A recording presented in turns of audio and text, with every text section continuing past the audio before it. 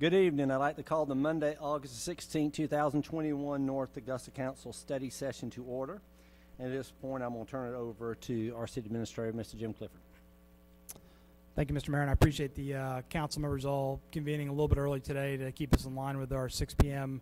Normal City Council meeting. So for today, two really major topics. One, we'll walk through the city agenda for tonight, and then the main study session topic is going to be the public safety headquarters because the City Council had previously chartered for the city staff to go and look at a few things and then come back and give you that report and give you that feedback. So with that, I'll go into item one, which is the City Council meeting. And we've got a number of second votes that are listed for tonight in ordinance. And the first one would be the annexation for ordinance number 2021-09, change the corporate limit to the city of North Augusta by accepting the petition requesting annexation by the landowners and annexing plus or minus 5.5 acres of land located on Carriage Lane owned by Gore & Gore Investment Properties. And so I'll turn that over to Rachel if she wanted to cover anything on that particular one. I don't have anything additional to add. Are there any questions by council on that one? Okay, we'll go to the second item, which is also an annexation, listed as number 6 on the City Council agenda, ordinance number 2021-10, to change the corporate limit to the City of North Augusta by accepting the petition requesting annexation by the landowners and annexing plus or minus 14.3 acres of property located along Edgefield Road and owned by Quick Trip Corporation ordinance, which is the second reading. Any questions on this item? The next item will be under Parks, Recreation, and Tourism, listed as your item number 7, ordinance number 2021-11, authorizing a restructuring of personnel for the Department of Parks, Recreation, and Tourism subsequent to department vacancies resulting from retirements and resignations, ordinance second reading. So as a refresher, this was adding an additional position at a fairly low cost in next year's budget by restructuring the department to add one more billet, if you will, or authorization inside PRT. I know this was discussed at the last council meeting, and again, prepared for any of your questions.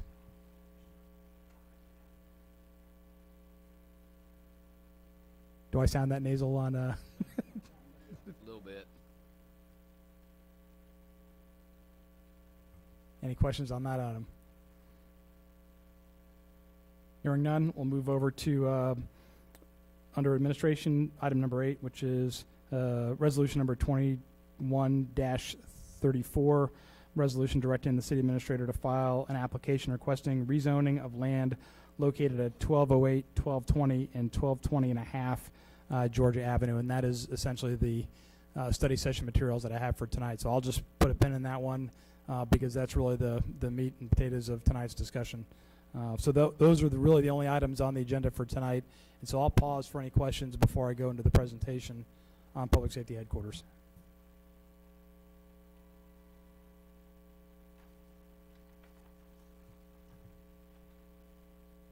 Okay, hearing none. For the council, you should have in your packet from the study session that was published a copy of this presentation as well as an Excel spreadsheet that shows a neighborhood preservation overlay and where we believe we're going to be compliant and the areas where we're not. And for example, one of those areas where we will not be compliant is the hours of operation. That's just not going to be feasible with the public safety headquarters, and also by the size of the building, which certainly surpasses 3,000 square feet. So those are some very evident areas where the city cannot be compliant with that code based on the nature of the building that is going to potentially go there. And then you also have a copy of the sketch plan review, which was presented to the Planning Commission. So with that, I'm going to go ahead and start off the presentation. Next slide, please. So this is the exact same slide that I showed the council back in June. No changes there. This is just laying out the facts of the problem and the assumptions listed therein.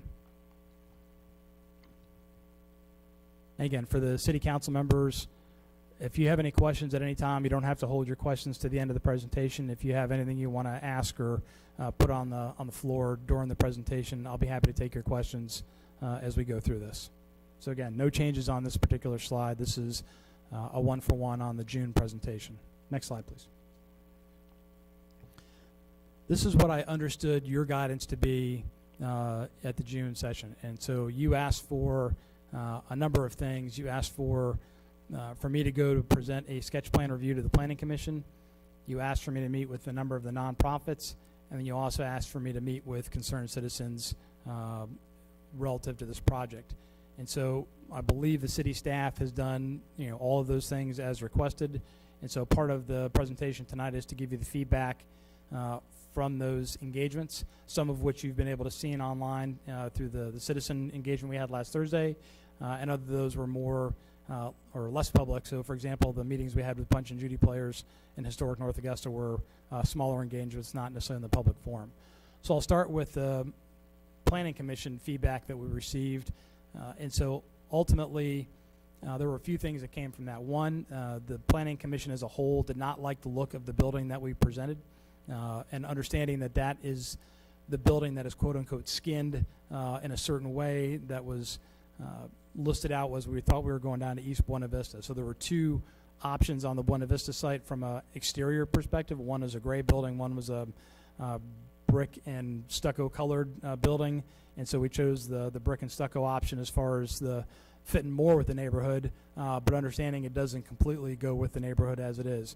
And so I would tell you that the Planning Commission was unhappy with the look of that building, and that before I go back to Planning Commission, they had asked us to relook the facade to see what could be done to make it more compliant. Nobody had issues or design concerns about the interior of the building, and nobody really wanted to monkey with that, and I appreciated that because there's time and money that goes into a design, and also the public safety officers and leadership have been working for several months to get that design in a way that is going to be most beneficial to the department. So that was the first thing I got from them. The second thing, they had some concerns about trafficability there in the neighborhood, both on Butler and Observatory and also on Georgia Avenue. And we're working right now with traffic counts and providing information to our engineers to make sure that those areas can be addressed. And then the last thing, one of our planning commissioners in particular was unhappy with the fact that I was presenting a very Boolean solution set of, hey, we're either going to go to East Buena Vista or we're going to go to Georgia Avenue, but not much else as far as other options, and specifically wanted us to look at the community center and tennis courts area, which we've done. I would tell you is specifically with the community center tennis courts, that's going to reside really as two separate problems with that area. One, the drainage associated with the community center is very tough to negotiate. So anything that we would do outside of the current footprint of the community center would require significant infrastructure laydown and also significant pilings to get a building foundation presented further over. When you talk about a tennis court, you're really not putting an enormous amount of weight bearing on that soil, but when you start putting a full structure on there, you get to a different set of circumstances. Would that mean then we'd have to get rid of the tennis courts? Well, ma'am, that gets into the second part of the problem, which is if we overlay the public safety headquarters, in that area, something's going to have to give. And so whether that's basketball/tennis courts, whether that's taking the existing community center and then repurposing it, because that was one of the areas that was observed or examined several years ago. To me, that's a council decision about whether you want to lose that capability for the city, as a whole. And my suspicion is the answer is no. You're talking about historical. The basketball court and now even though the Panic Pond was there, and I'm sure Mr. West up there remembers the Panic Pond. But you're talking about things that's been there that's just part of North Augusta, those two particular things. Now, let me ask this on the dislike of the building. Now, when Britton was chairman, and you said, Britton, we should have brought you the sketch plan, that might have been helpful. But it was the same building. Was it, no one liked it back then either? Never had a sketch review. It was not the same building. Okay. We presented a fire station that looked like the 7K. Yeah, it's the 7th fire station. It was a different building. Yeah, but Pat, So this is the reality was we really never got into that part of it Of it, because okay. All right, everything okay. else All right, okay, was the focus. all right, okay. So that, because I just didn't want them, And you'll see at the Okay. end here Yeah. the picture. of yeah, what right, we right, I saw that, looking at it, okay. And Jim, you mentioned something about repurposing the community center. That cost would be probably double what we've got in a new facility or tearing it down. I mean, you just can't repurpose it. It would cost too much. Councilman, I don't disagree. I don't believe that the repurposing or the changing of the community center or any of the recreational property around it is a viable course of action. But I want to make sure when I go back to the Planning Commission to say that I've discussed it with the City Council. The City Council does not, either wishes or does not wish to examine that as an option for going forward. And I don't believe that's a viable option. And does I'm assuming Mark's on the same page as that. It would cost more than building a new facility. I would say, Councilman, that Mark Costner and Darren Prickett are firmly in the camp that the Georgia Avenue site is the best site for the public safety headquarters from an engineering perspective. Okay, thank you. And also, what was brought up last Thursday night, all the community, like the Optimist Club, Rotary, all these people meet in that community center. I mean, to me, we've got to consider that too. You've got a lot of clubs and just a lot of people who can't afford to rent this upstairs goes to the community center. So I, even though it might not just be rocking down there, but it's still so many people use that. That's, like I said, to me, these clubs help North Augusta, and especially the youth of this community, so much. I don't disagree, Councilwoman. I think also we conduct a lot of our election activities at that location. We donate blood. We provide the summer camp options for our kids here in North Augusta at the community center. So there's a lot of functions that occur there. And I wouldn't say that was the universal guidance from the Planning Commission. That was one specific Planning Commissioner that wanted us to kind of dig into that. So we did a cursory look, but in order to do a full engineering analysis is going to cost more money and more time. And so I wanted to bring that fact to your attention, that was one of the concerns of one of the Planning Commission members.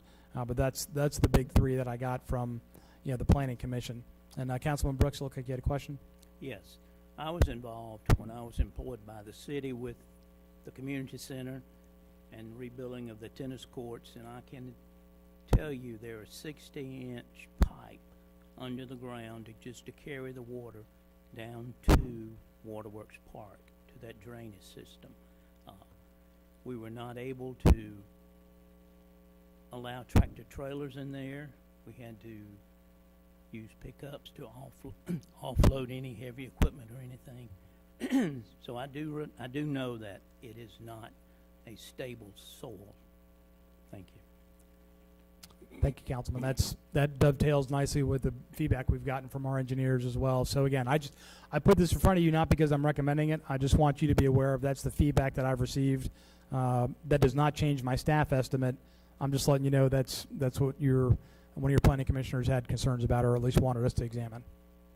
Jim, this may not be a question for you, but maybe more for Chief. They say traffic concerns. Now, generally, our officers are out and about. So during the course of a day, other than the investigators, I mean, how many officers come in and out, would you say, on a given day? Now, I understand court days are a little bit different, but as far as, and we're not going to have a fire truck at that location, that probably comes out pretty good bit. But what would you guesstimate?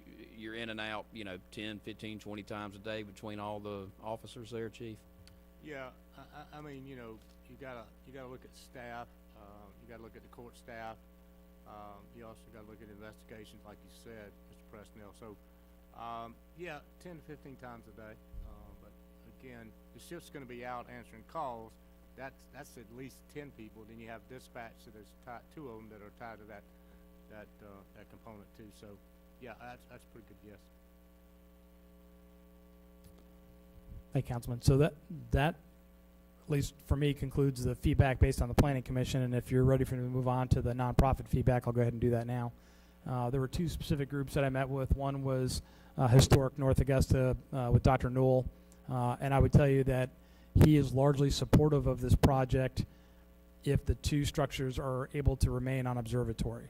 That's his, or his organization's prime concern, is the use of those buildings in future terms. There's still a lot of ground to be plowed as far as the specific arrangement we would have with Historic North Augusta if they were going to have some kind of ability to rehabilitate the buildings.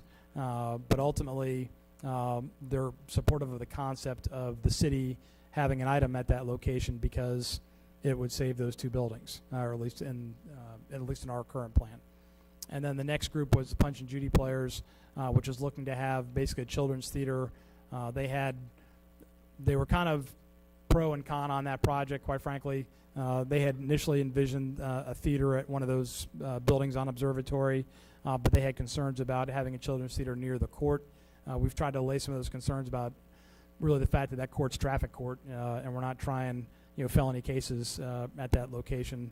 That didn't seem to provide them the assurance that they needed. That having been said, as an organization, what I got from the leadership there was they were not going to come out either for or against the project at Georgia Avenue. Any questions from my feedback on the nonprofits?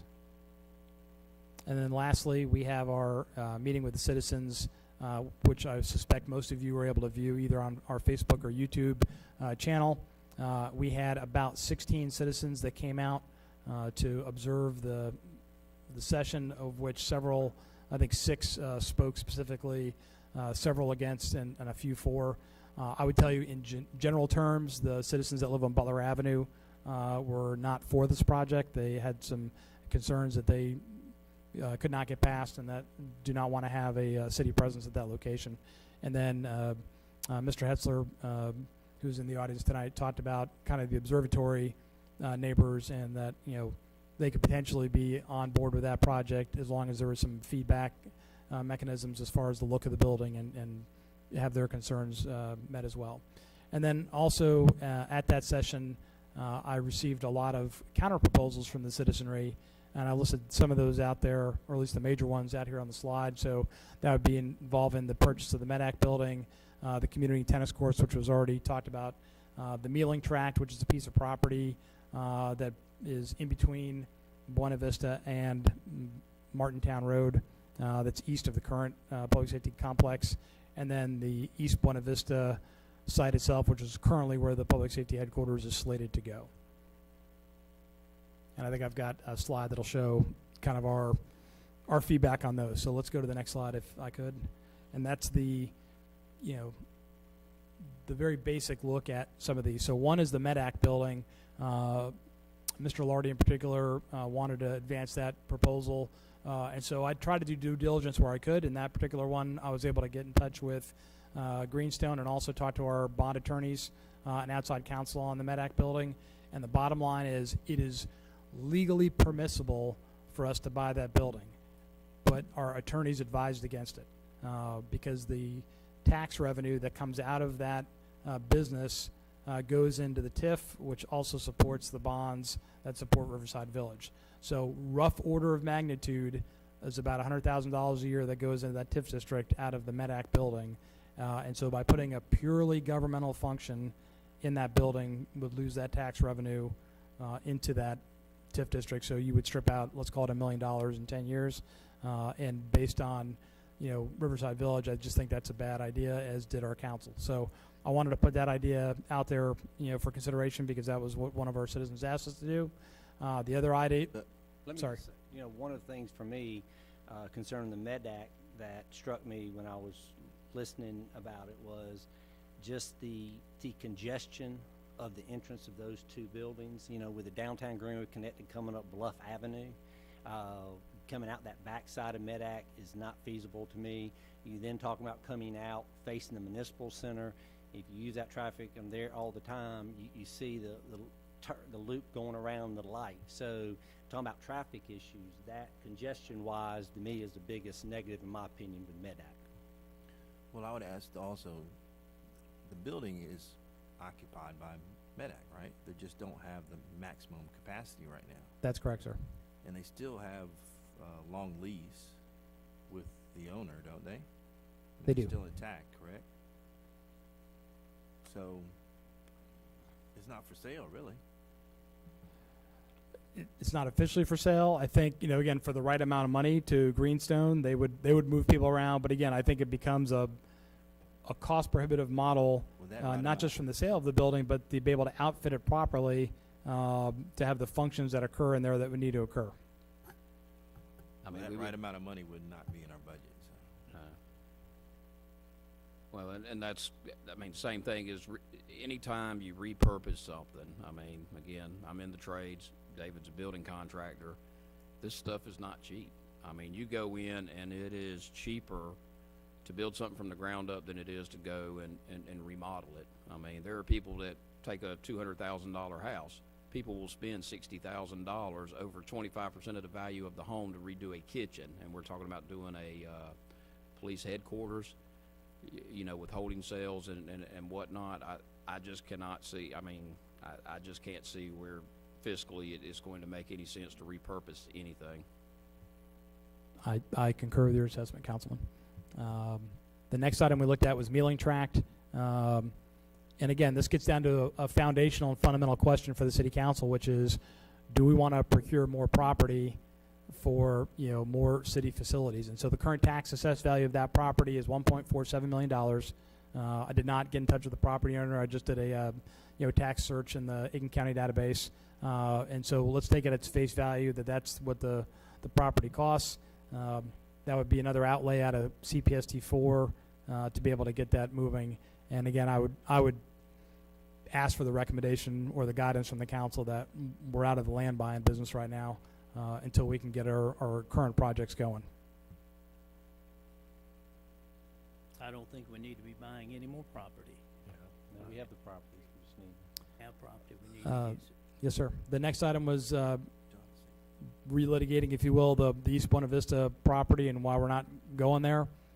We spent a fair amount of time talking to a couple of the citizens in this forum on Thursday about the engineering requirements and explaining why there would be a retaining wall, what the soil stabilization would require, and that is what is the major cost driver at the East Buena Vista site.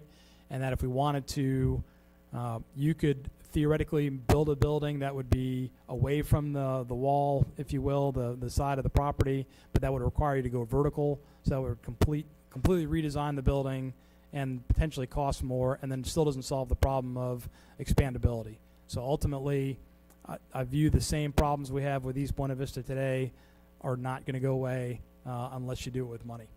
And so I don't think East Buena Vista is the right site for this particular project. And also, isn't there a right-of-way? There's a multiple problems. So you've got a right-of-way to the property behind it, so that hems you in somewhat about where you can actually place the building, and that right-of-way would have to be strictly a parking lot or someplace where vehicles could transit. So that would be problematic, along with some of the SCDOT requirements. And wouldn't you lose that parking area if that land was ever developed, and that is the right-of-way, so then it becomes a road? Is that correct as well? That's correct. And then, not to rehash the community center tennis courts, but that's another area where we were asked to look at. And so ultimately, I think the city would lose the function of the community center or invest a great amount of money to make a building there possible, and then still lose part of the Parks and Recreation aspects that we have of that property now with tennis courts and basketball courts. So ultimately, I don't think that's a viable option. So these are all the citizen counter proposals that we received, over the course of not just at the Thursday session, but some of these ideas had been emailed to me from various citizens, earlier in this process once the City Council had told me to go ahead and start doing these investigations. So unless there's any other questions on this slide, I'll press to the next one. This was a counter proposal provided by Mr. Dave Leverett, who lives on Butler Avenue. And so I'll just put the sketch up here. What he had proposed essentially was the splitting the courts and the public safety headquarters such that the court building would be the bottom portion there, and that would be a combination courtroom and theater, and then move all the buildings closer to Georgia Avenue. What I would tell you is that would also cost a fair amount of money for us to do from a theater perspective. Mr. Leverett did provide some cities that have that concept. I would tell you those have a lot of folding chairs and like an open room kind of concept. There was one that he provided that was from Texas. Ultimately, I don't think that's the right look for this particular facility. Let me rephrase that. I'm not saying it's not the right look, but I'm not sure if our CPSD4 funding actually allows us to buy a community theater versus what is stated of purposes, which is the public safety headquarters. Anything that was above and beyond the courtroom aspect, the audio-visual piece, the lighting for the theater, all those kinds of aspects, I would imagine would have to come from a different funding source and not from CPSD4. That having been said, I believe the mayor, as I showed him this plan, did like some of the aspects of a potential green space and overlook there at the edge of the property. And that's not something we've been able to fully investigate, but we can certainly do so with council guidance. Yeah, I think, and I actually saw Dave Leverett at the Kimona groundbreaking, ribbon cutting, and I think he's trying to show an idea to get us thinking about something. So I would tell you, I doubt that he realistically is married to a theater, but I think there's merit in if we can carve feasibility-wise a piece of that land and have some type of green space over that overlook, whether it's benches, we could put some type of historical, not monument, but historic plaque. The point is, I think if we could, and that's in the recommendation, I think green space, if we could carve out a little bit, I think it'd be fantastic. So I told Dave I appreciate his effort, and I think he got us thinking about something that we ought to consider. I agree. I think I understand all the limitations with the theater and all of that other stuff, but I do appreciate the spirit of the design, and I think that's what part of what this whole process ought to be about is allowing, especially those that live near or adjacent to the property to to have some real serious input into what it looks like. And I think you get some ideas like this and maybe we can incorporate and try to make it as much as something like this can be, a win-win, or at least as palatable to the people that are going to be affected by it as possible. There are some beautiful plants on the back side of the property, and I hope we look at in the area where the Heritage Garden is. I hope we'll consider saving those plants as well, and then creating a front lawn space as well.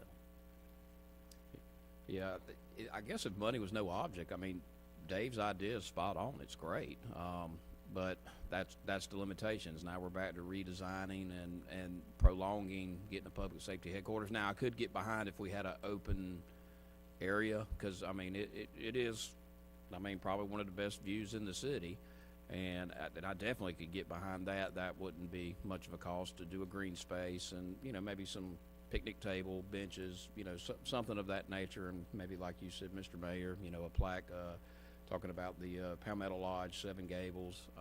But yeah, I like the idea if that could be incorporated, Jim, into having some green space on that lower end. I think that's a great idea. I'm in agreement on that too. I don't need to reiterate everybody, but I'm in agreement for that. But now I don't agree like with picnic tables in that area. A green space and like you said, a plaque or just to just remember what was there years and years ago. But like I said, I wouldn't want just where people would want to come and sit and I don't know. That's just my feeling. Let's go to the next slide, please. So on the left-hand side of your slide here is the skin of the building that I discussed earlier, which is kind of the brick and stucco look, which was presented to the Planning Commission, which, again, didn't feel like was in the spirit of the neighborhood. So on the top right of your slide is a historical picture of the Seven Gables before it burned down. And then on the bottom right is essentially the concept that was pitched to the Planning Commission, or at least I believe was pitched to the Planning Commission, which was the Tudor-style item there with fire station. So certainly before I go back to the Planning Commission, if I'm given permission by the City Council, would be to work with our designers to make that top left picture look something more in line with something on the right-hand side of the screen. I don't have a a sketch that I want to show you today. Quite frankly, it's still very early in that process, but I think we could start moving the ball such that if given permission, we could make sure that you would have a visual of that before you go to Planning Commission, so you'd see what we're talking about, at that site. Yeah, I would absolutely support that. I think among my biggest concerns in here is I do agree completely that if we're going to stick something there as best as is possible, it needs to conform with the neighborhood that we're sticking it in. It needs to respect those buildings. It needs to respect the history. It needs to respect the architecture of that site. And I guess, my worry, as I've thought about this more, has become less and less about and it feels weird saying this because everything is about money at the end of the day, but it's become less and less about money as we compare the two sites, because I almost have a feeling as we start getting into some of these design concepts and these things, those things are expensive as well and may eat into some of the savings that we're going to possibly realize and not having the site work. But I think that's an important thing to do. What I keep coming back to is the lack of growth that the Buena Vista site allows and the ability to possibly grow on this site. But I do think it's as much as we are able to comply with the neighborhood overlay, as much as we are able to come up with a design in this spirit that, again, fits in as much as a police headquarters can fit into a neighborhood area, it's extremely important that we do so. And I do worry that by the time we factor all of this stuff in, and I hope I'm wrong, that we may end up having comparable prices between the two, and then we just have to decide what makes the most sense after that. But I do think, my guidance would be that that's very important to me, to get me to support this project along the way, is that it fits. It's not a sore thumb any more than it has to be sitting in the middle of the site. And I don't think it has to be. I think it can be something all of our names are going to be on it. It ought to be something that we're proud to have our names on. I agree pretty much with everything Kevin said. I mean, we need to at least look at that. My thing's always been, I love our downtown. The one thing I love is when you drive by, there's nothing that sticks out like a sore thumb. There's some character in every one of those houses coming up Georgia West, wherever.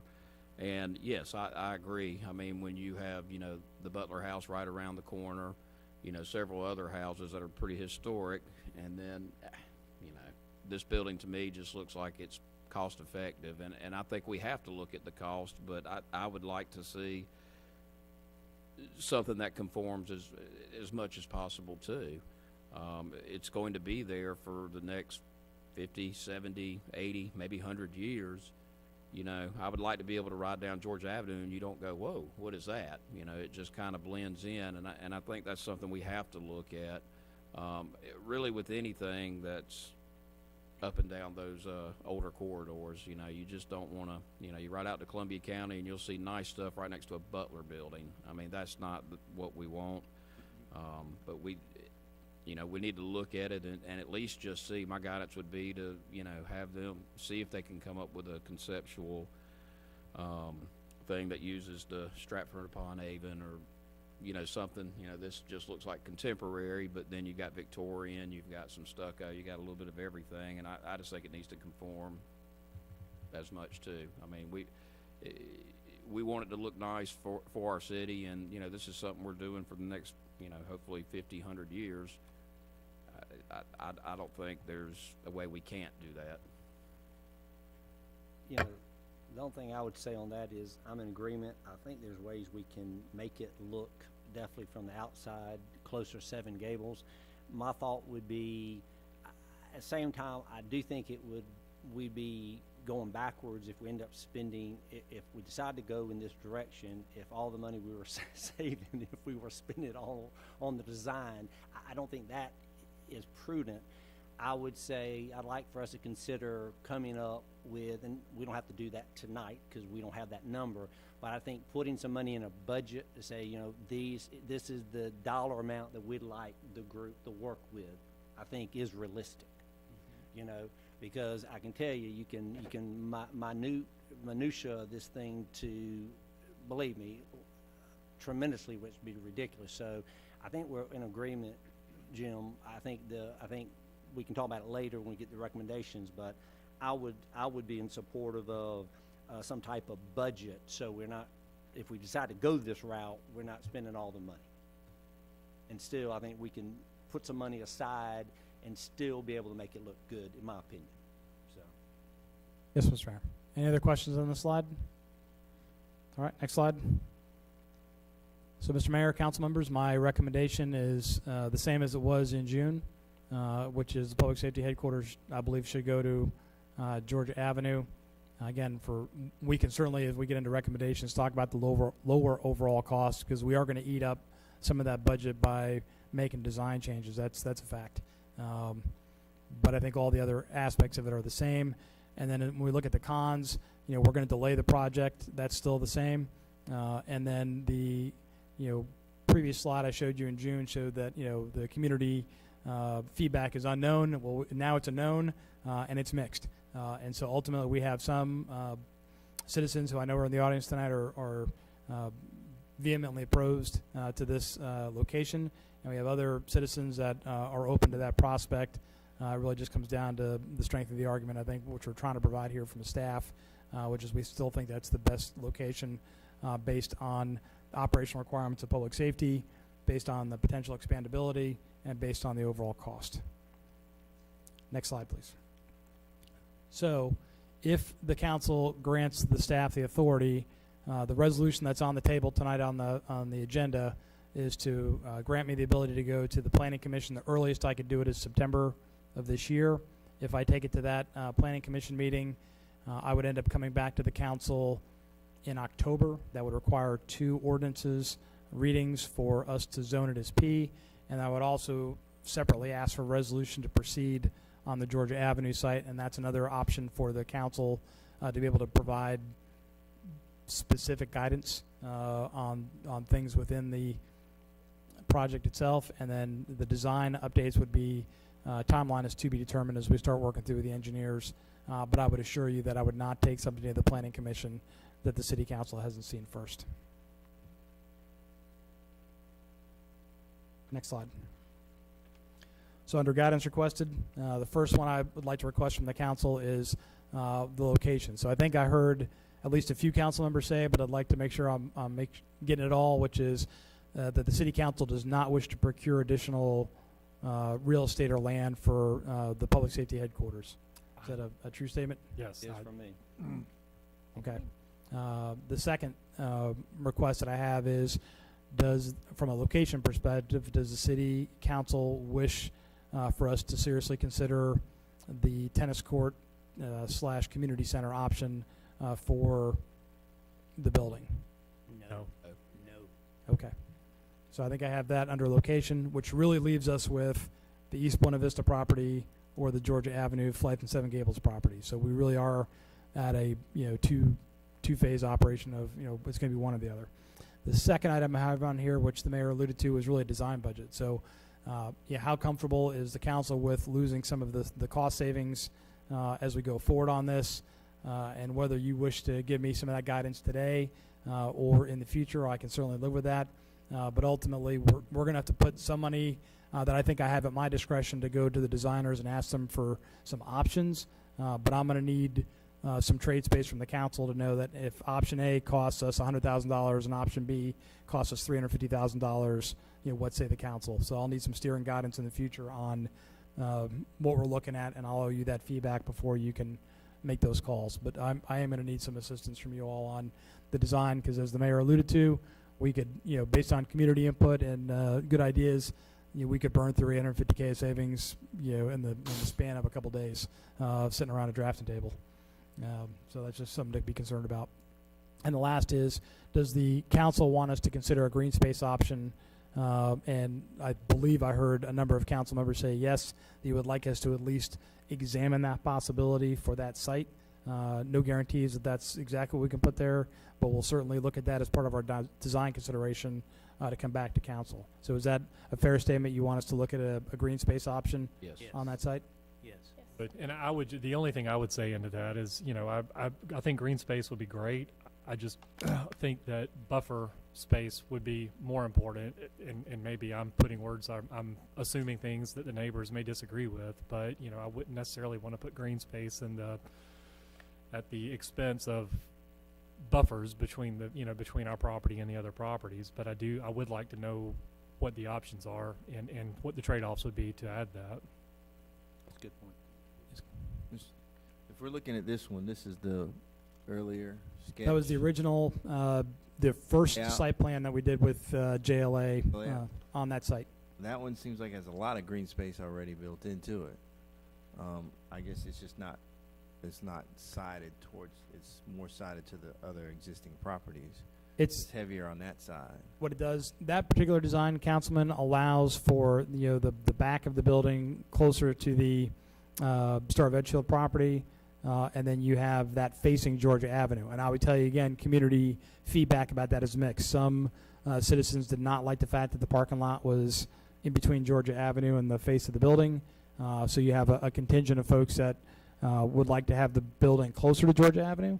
But I also agree with your assessment that, with that particular siting diagram that we have, you could carve out some parking at fairly low cost from a green space perspective and make that fit there as well. So I think what we would owe, the council from a design perspective or some other options, based on cost and based on what the design looks like, before you would give us any go-ahead. And again, as we look at the timeline, you have time to deliberate, to get other feedback, and then for us to work on potential design options really up through the end of October. And so ultimately, as we go forward on this process, what I would like to be able to do is still recommend to go forward on the zoning, because if you decide to change your mind midstream, you still have a second, ordinance reading to make that decision.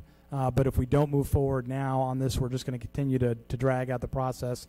And as the mayor and I talked about earlier today, I'm unemotional about this project, other than the fact that we need to have a public safety headquarters for our public safety folks. And so we just need, as a leadership of the city, to make a decision on this and to execute that decision. And that's kind of where I'm coming from. Jim, I'm just going to ask, what's the quickest way forward for a new headquarters? Is it this site? Yeah.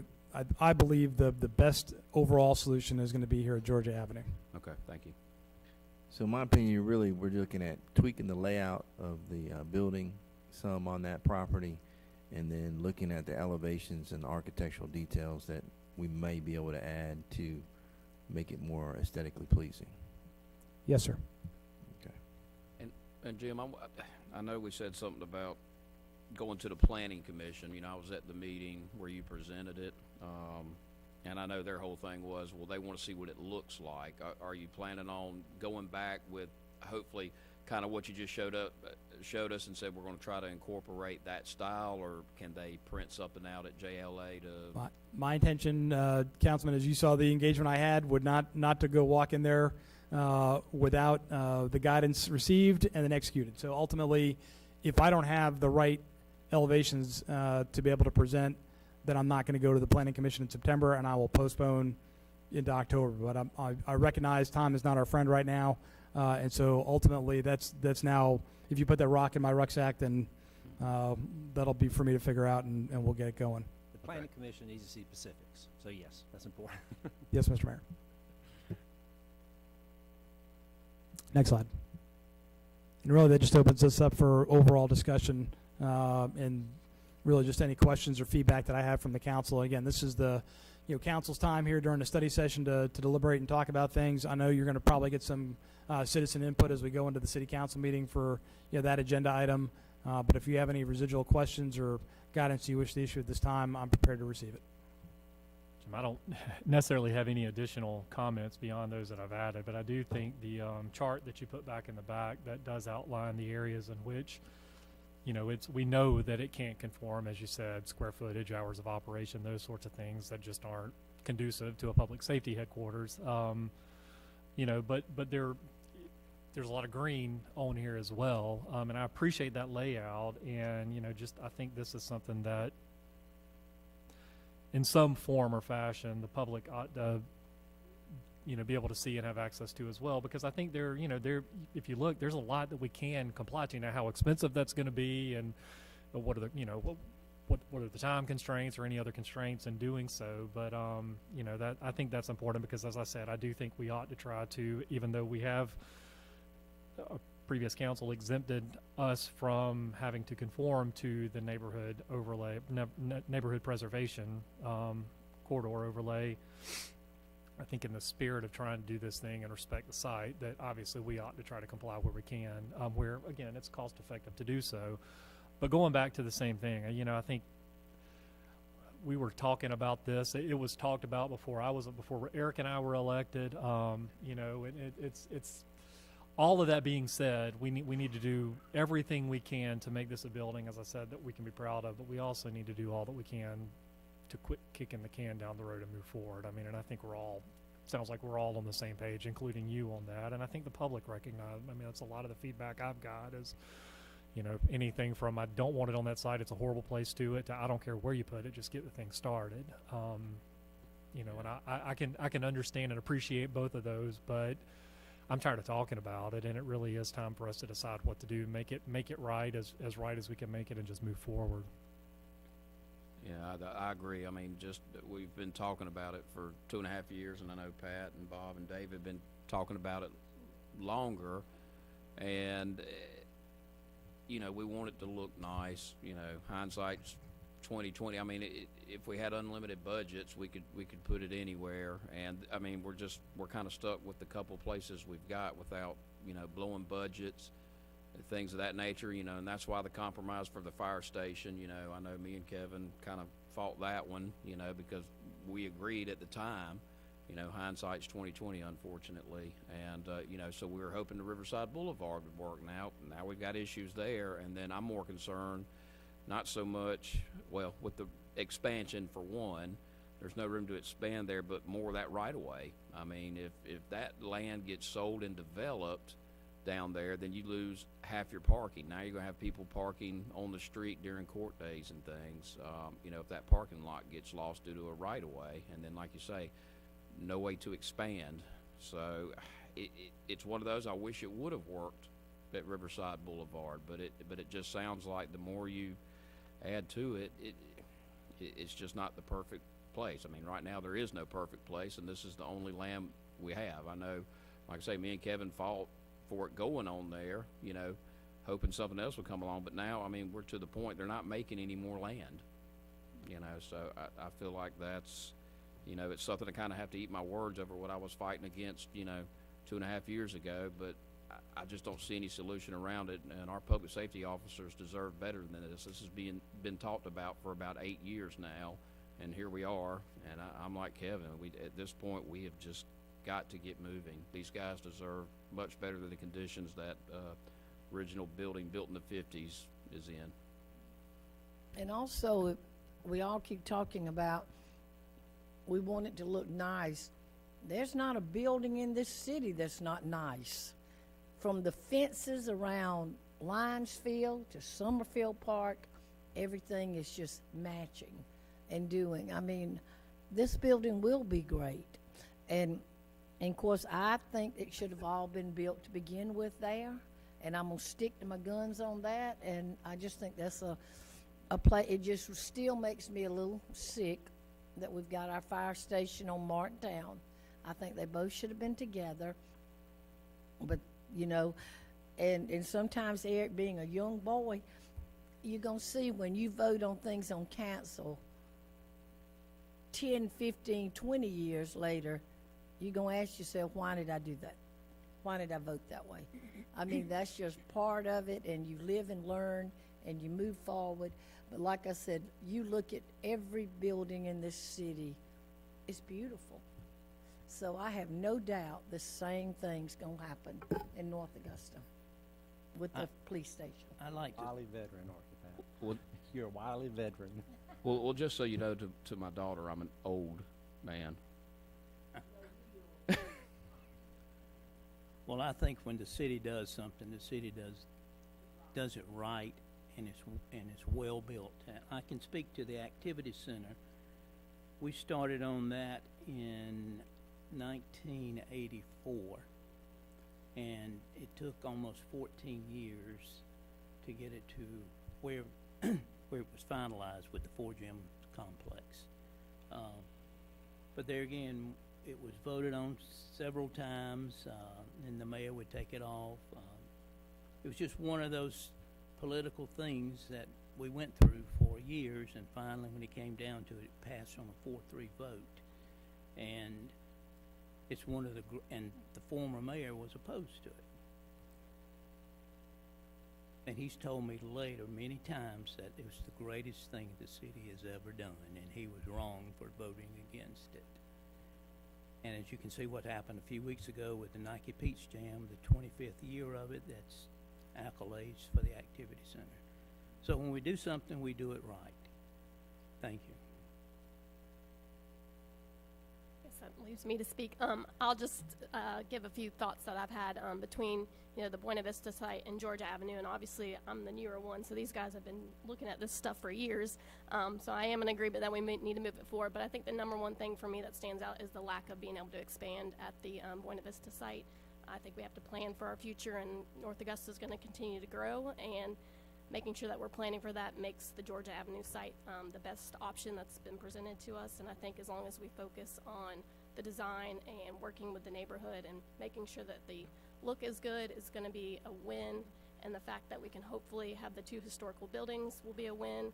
And I was telling somebody the other day, I can kind of picture, as the young mom, field trips going up to the public safety building and the kids looking around there, and maybe have the green space where they can picnic, and that can inspire our children to hopefully be police officers one day or something like that. I kind of can see that vision happening up there. So there's a little inspiration for the building going on that site too. So I think it's a good option.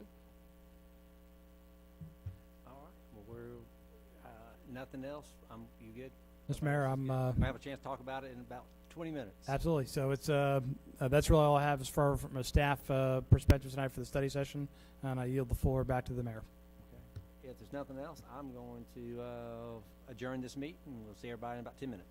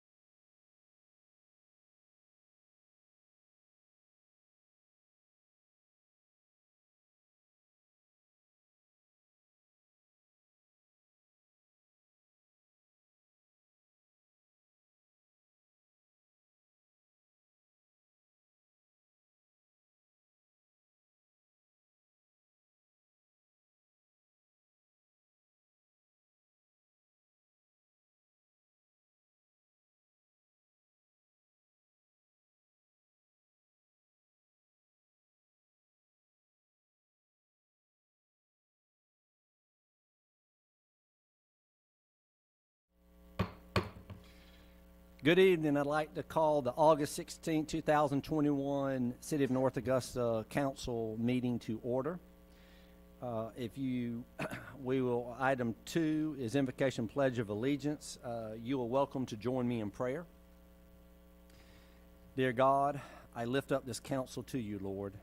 I ask that we have a servant heart that is open to discern what is in the best interest as we do the work of the city.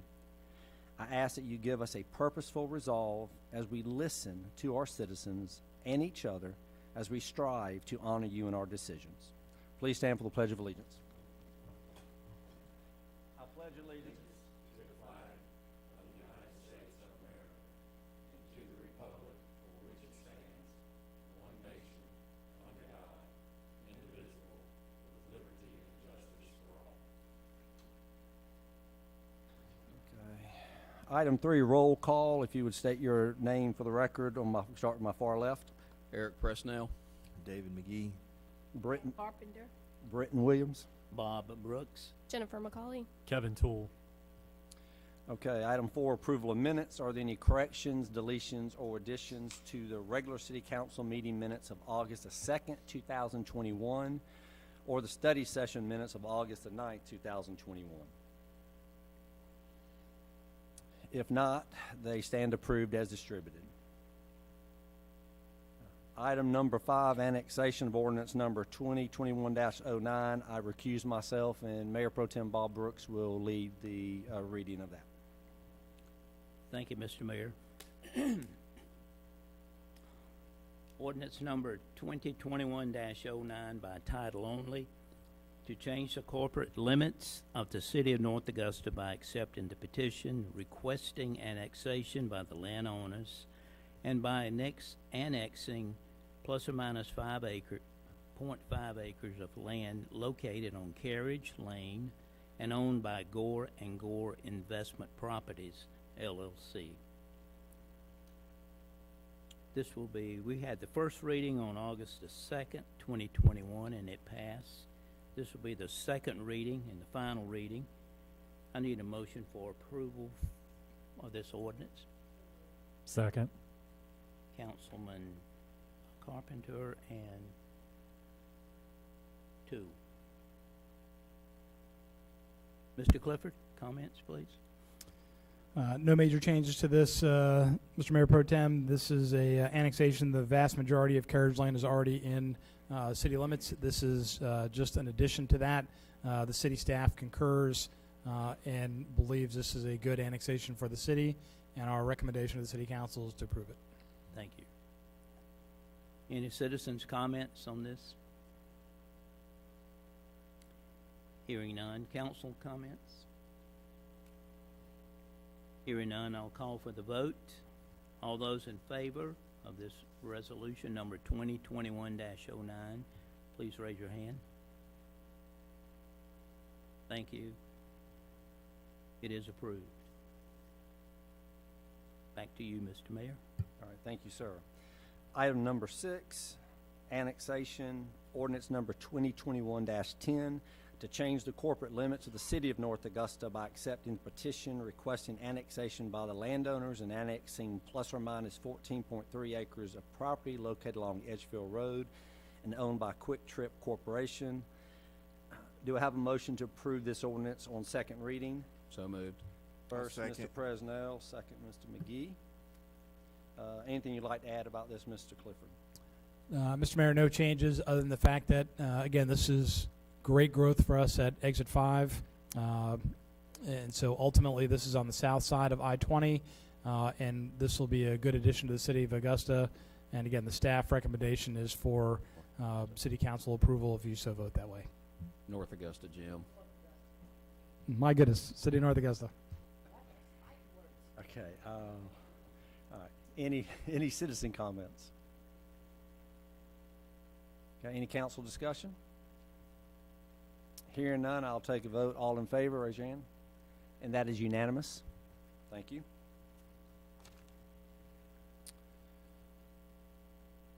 Final item 7 under unfinished business.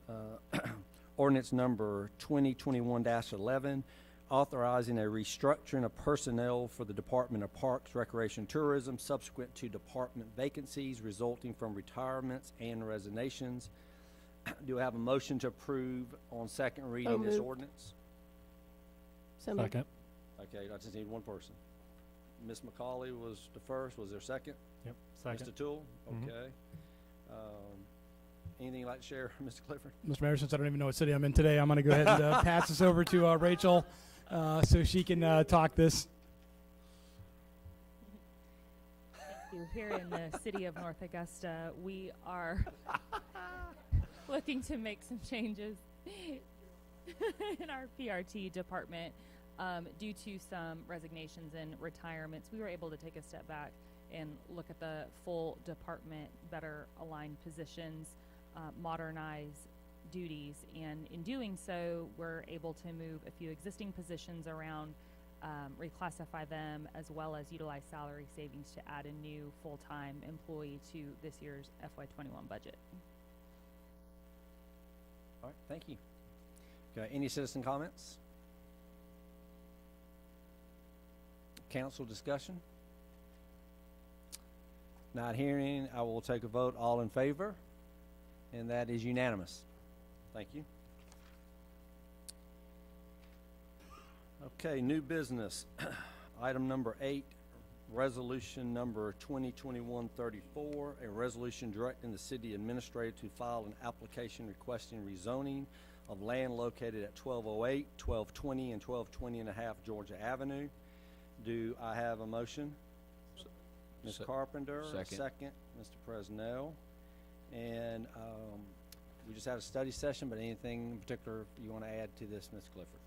Mr. Mayor, for the citizens that may just be tuning in, the City Council previously had directed GAT a proposal that I had put forward with some conditions for the Public Safety Headquarters on Georgia Avenue, and those 3 conditions were talking to citizens that were involved in the area, and also checking with the nonprofits, and then also taking a sketch plan review to the Planning Commission.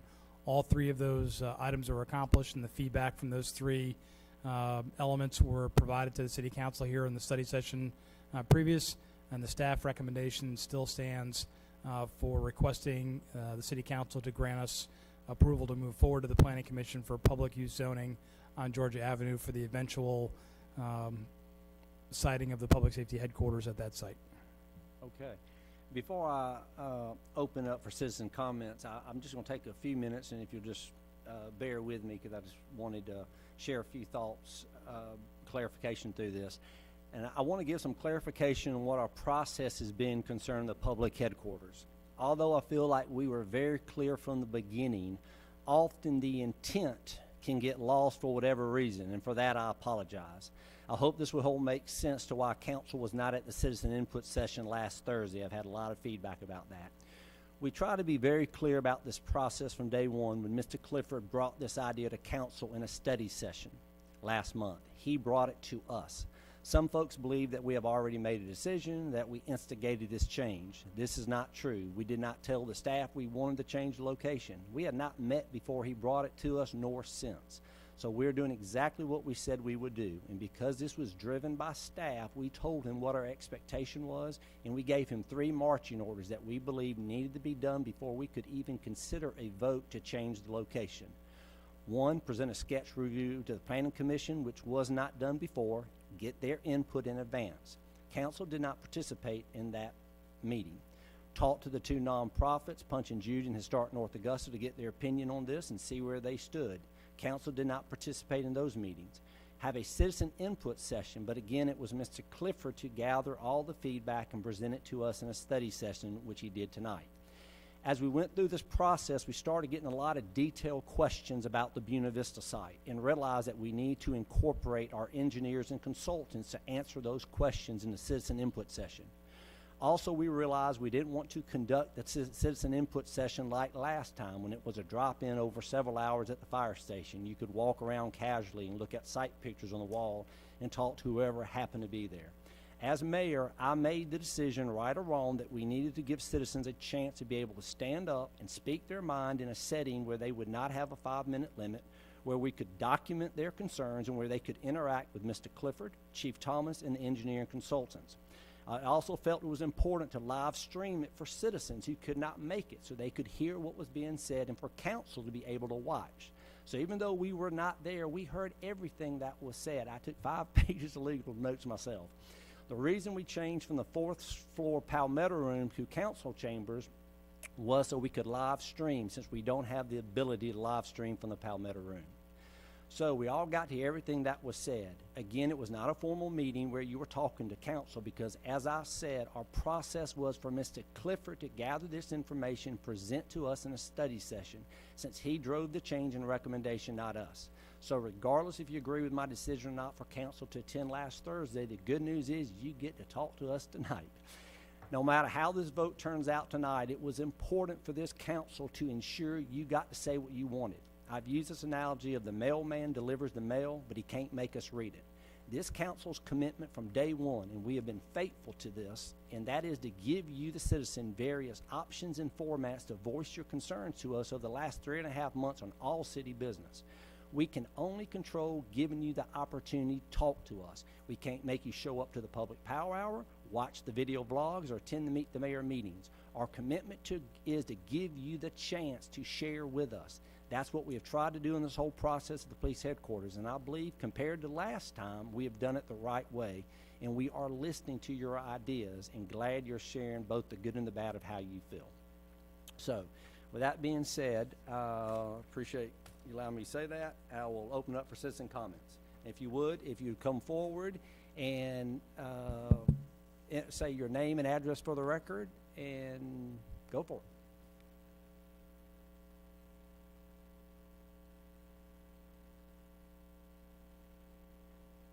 Either way, you just, Mike, you can come first.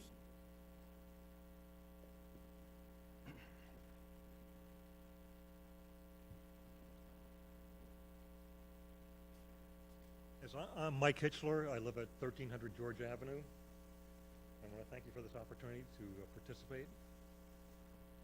I think what's the key in this whole discussion is that we've gone through 6 years of paralysis by analysis. And I just don't think we have the latitude to do that anymore. We've got to make the right decision for the consistency, the neighborhood, and other folks. And I talk about consistency. I think there's at least three key stakeholders at this point. Excuse me, Mike, can I say, when we speak as last Thursday, anytime anybody turns their head, you lose the, All right. so if you will just, whoever speaks, speak directly into that mic, because Well, Mr. Clifford needs to whack me on the side of the head every time. yeah, we need to wipe it down, yeah. But you can't hear, I promise you. I couldn't hear All good right. last week. Well, as I said, there were three main constituencies that I think need to be factored in. I think the most important one is our police, that our police need and deserve an excellent, safe, an excellent facility. They've suffered too long with what they have.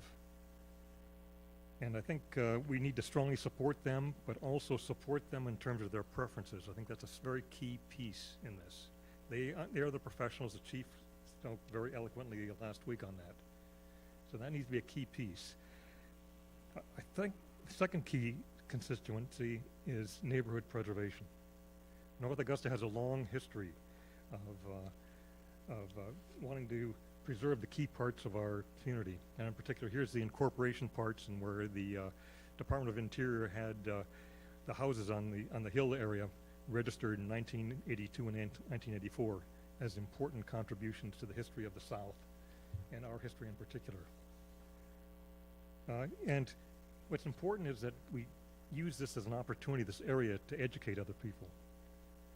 From the Campton Terrace to luminaries such as Edison Marshall, who lived on the corner, to Starkey Flythe, who lived in the Flythe House, to Zelda Fitzgerald, who lived across the street and was raised across the street. There's tremendous history there, and this is a real opportunity, or a responsibility, to educate our young folks as to what's out there, and not just educate them by putting up a plaque or something. Put in something where it's actually touch and feel. You can actually see the arts developing and reverence for that history. And also the fact that we show that our young people, you can add to that history. There are opportunities for everyone to add to that history.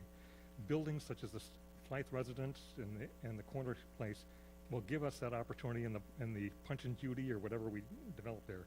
Will give that environment and that sense that the city values young people's contribution, especially when they do it constructively. My house, if you don't know, was actually built for the president of the Charleston and Western Carolina Railroad when they moved the headquarters or the main facilities from Charleston to Hamburg. There's a sense of history there. I've got the deeds going all the way back to how things developed, and the second owner was the chief provisioner, Mr. McDaniel, from the Georgia Land Company and the Georgia Railroad Company. So he took over. So there's history there that I'm reconstructing right now as well. But I think what's also important here is that we also recognize that neighborhood, being a mixed development neighborhood, is not new. We have communographics, we have the funeral home, we have the TV station. There are ways to make it work. And so I think there are ways in which the police station can be, we can put criteria and other things that make it work for the neighborhood as well in the design. And the third constituency is your responsibility, Mr. Clifford's. Responsible use of city funds. Well, I'm an engineer, I'm just spending money as opposed to being held accountable for but I'm sure he'll do a great job, and I see he's taking feedback from folks. In terms of the current layout, I think the current layout is a major step forward.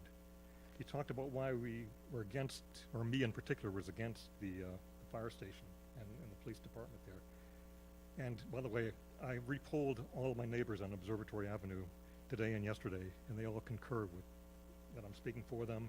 And there's London Smith and his new wife Natalie, or vice versa. Or here they live in the house that's right behind my property. It's called the Gatehouse. But they all believe that we need to move forward, and they think there are ways to move forward appropriately. The current layout is good because I think we have enough room to accommodate green space and preserve those properties. That was the key thing for me. And just thinking the building a Tudor design doesn't necessarily say that we're preserving history.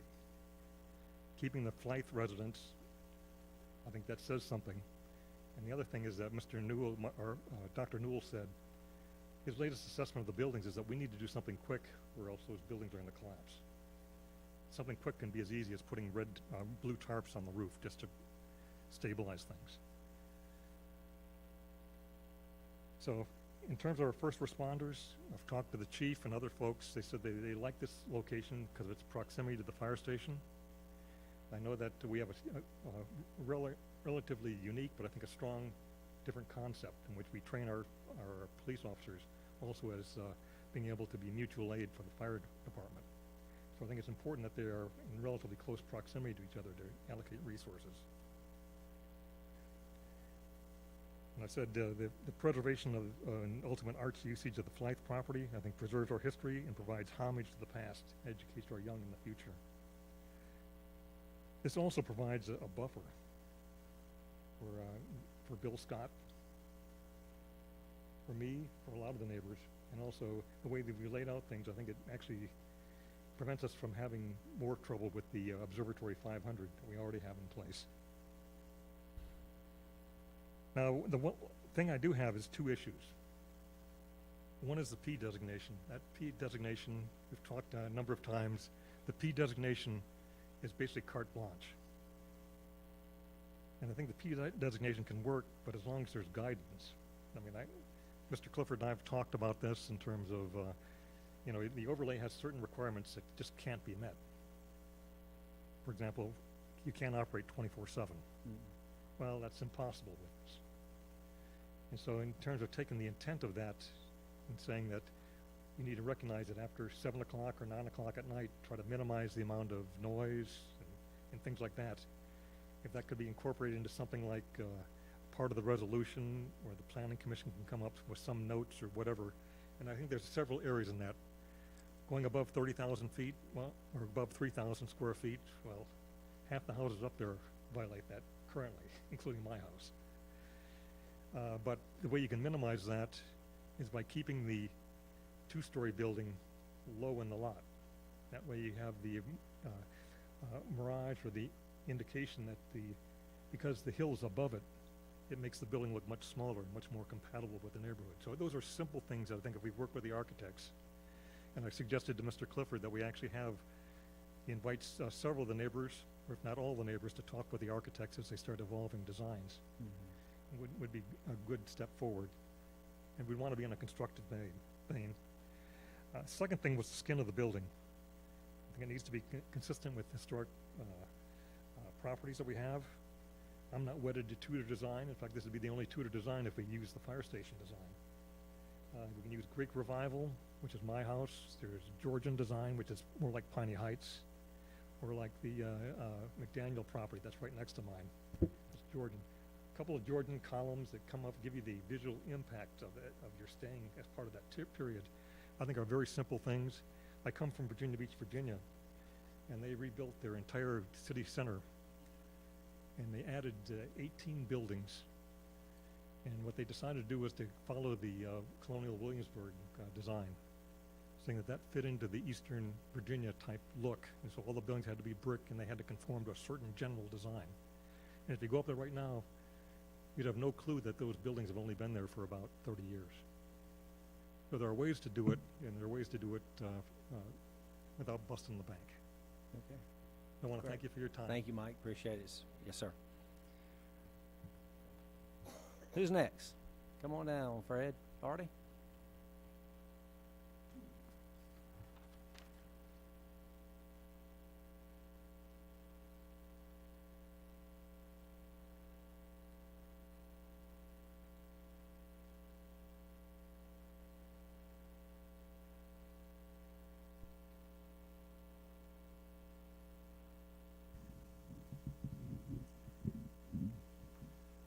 First of all, I don't want to make this a weekly visit to city council. Fred, just so state your name for the record, if you don't mind, Fred and Lawrence, address.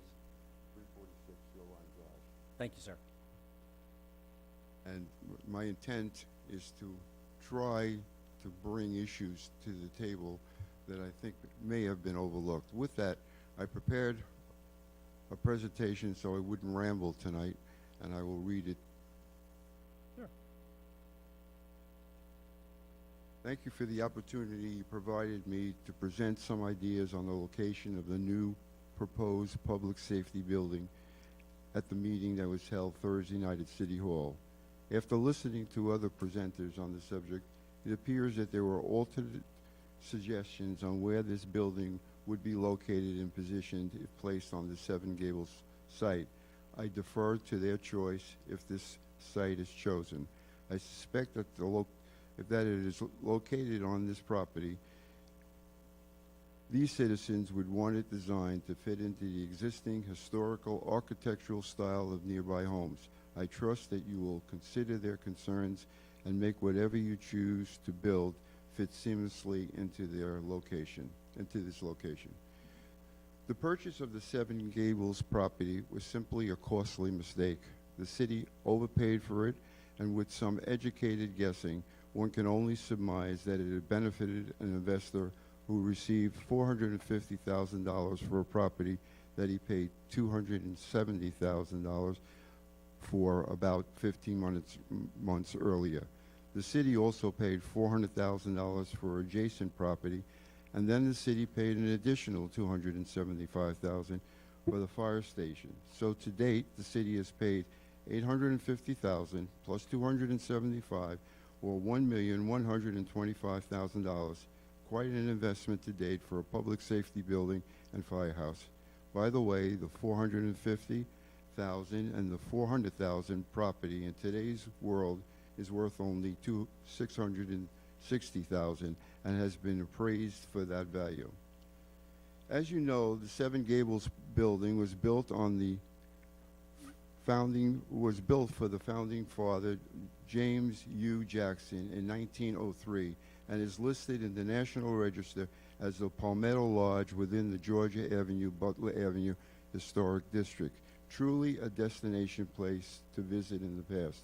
I would hope that this important designation would be considered in the future design of any buildings that are built on this property, for it is truly hallowed ground in our city's history. Destinations are hard to create, and if we truly want to create places visitors would like to visit, this area is a perfect opportunity. With that said, I would like to concentrate on the other opportunities that I presented and discussed at that meeting. As regards the Buena Vista property, I can only guess that the numbers as presented by the consulting firm were somewhat biased to make that choice less desirable. I can only defer to the experts who have generated the numbers for their validity.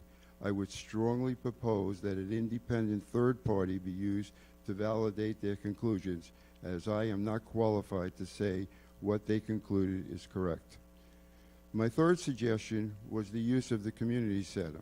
We heard reasons why not to use it, such as meeting room, voting facility, and catering opportunities. As a bit of information, these requirements could easily be transferred to other city facilities. There was a mention of there being a possible problem with the parking area having a large conduit that may create some difficulties. But to date, that has never been an issue. Correct me if I'm wrong, but the conduit problem might have been an issue when the fire station was included to be part of the public safety building, but that is no longer to be considered. The community center has the capacity to hold at least 500 people and quite frankly is underutilized and generates little income. But again, I suspect it doesn't fit into the plan to build on the Seven Gables property. Finally, my stronger suggestion was that we move quickly to secure part of the MEDEC facility, 30,000 square feet at a rental price of $15 a square feet or $450,000. The existing J&L design proposal provides a space of 22,000 square feet. The 30,000 square feet allows for significant growth in the future. The interest payments alone on a loan to build a public safety building would exceed this rental amount. By the way, earlier it was mentioned that we were looking to purchase the building. That's not true. I don't see any reason why we couldn't rent the building. It's there.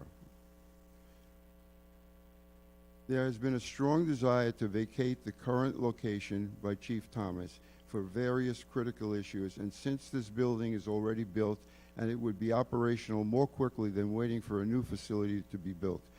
As all know, the city has already made a substantial investment in that facility by building a $12 million garage to secure that business for our city. MEDEC promised 625 jobs and street traffic that would bring MEDEC employees to the heart of our city.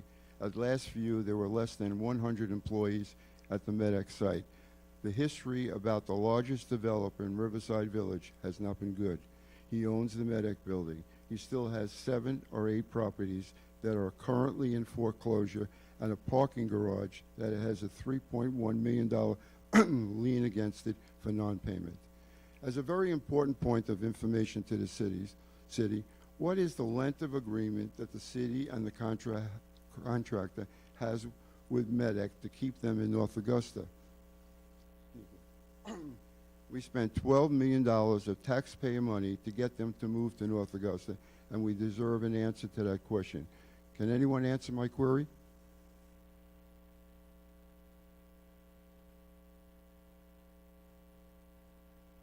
Wouldn't that be a question that would be on everybody's mind? I mean, there's a floor rent sign on a building. We spent $12 million on a garage, and they're moving. And we don't know how long the commitment is. We don't know. We know all that information. I don't have it right now. And Fred, again, let's keep saying what you want to say. I want to give you the option, but we're not talking about the MEDAC building. We're talking about the headquarters. So what we have a lease agreement, that information is not relevant to what we're talking about tonight. I think it is. In that is an option that I'm proposing. Right, but what I'm saying is that's fine. If But the I don't- city is going to be liable for a large loan, and we can utilize that building before it becomes an issue, why not consider it? I will get off that subject. Okay, thank you. Mr. Clifford suggested that he doesn't favor rental, but as a point to consider, we already lease City Hall. I believe we need to do what's best for our citizens, and putting public safety in the heart of our city, next to a city hall, would demonstrate a beautiful and unified picture of city facilities. Its proximity close to Riverside Village goes a long way to enhance the safety of the visitors to that area. Mr. Clifford has also said in the past that he favors more than 2 in an evaluation choice. I have provided 4 doing my due diligence, why were there only 2 in the city's presentation? We are church-going community, and our main streets aligned with houses of worship to prove that. We succeed as a community because we respect each other and would never hurt anyone to accomplish any goal. There has been an idea proposed to put public safety in the middle of a well-established neighborhood lined with beautiful homes. Consider placing a high-activity complex such as public safety building next to your house. Would you vote for it? Thanks again for providing the citizens and me the opportunity to discuss this important subject. I remain hopeful that this project will result in a successful conclusion and secure the best financial outcome that the citizens have given you the ability to execute. To conclude this presentation, I would like to ask Mr. Ken Powell to add his remarks. Thank you. Thank you, Fred. Appreciate it. Come on out. Come on out, Ken. I knew you were next. Pardon? I was telling Ken I knew he was next. Come on down.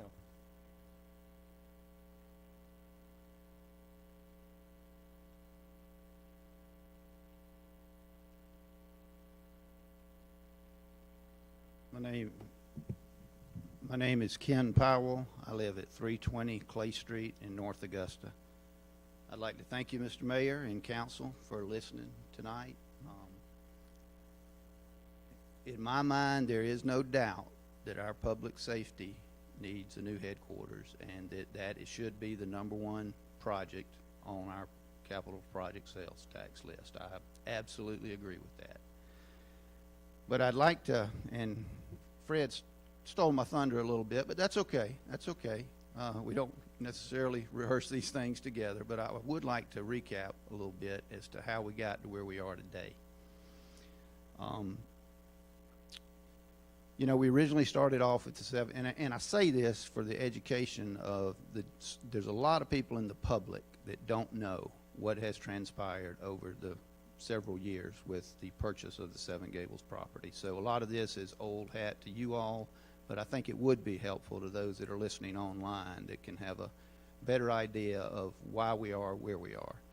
But I believe it was in 2016, we as a city made a decision to purchase the 7 Gables property.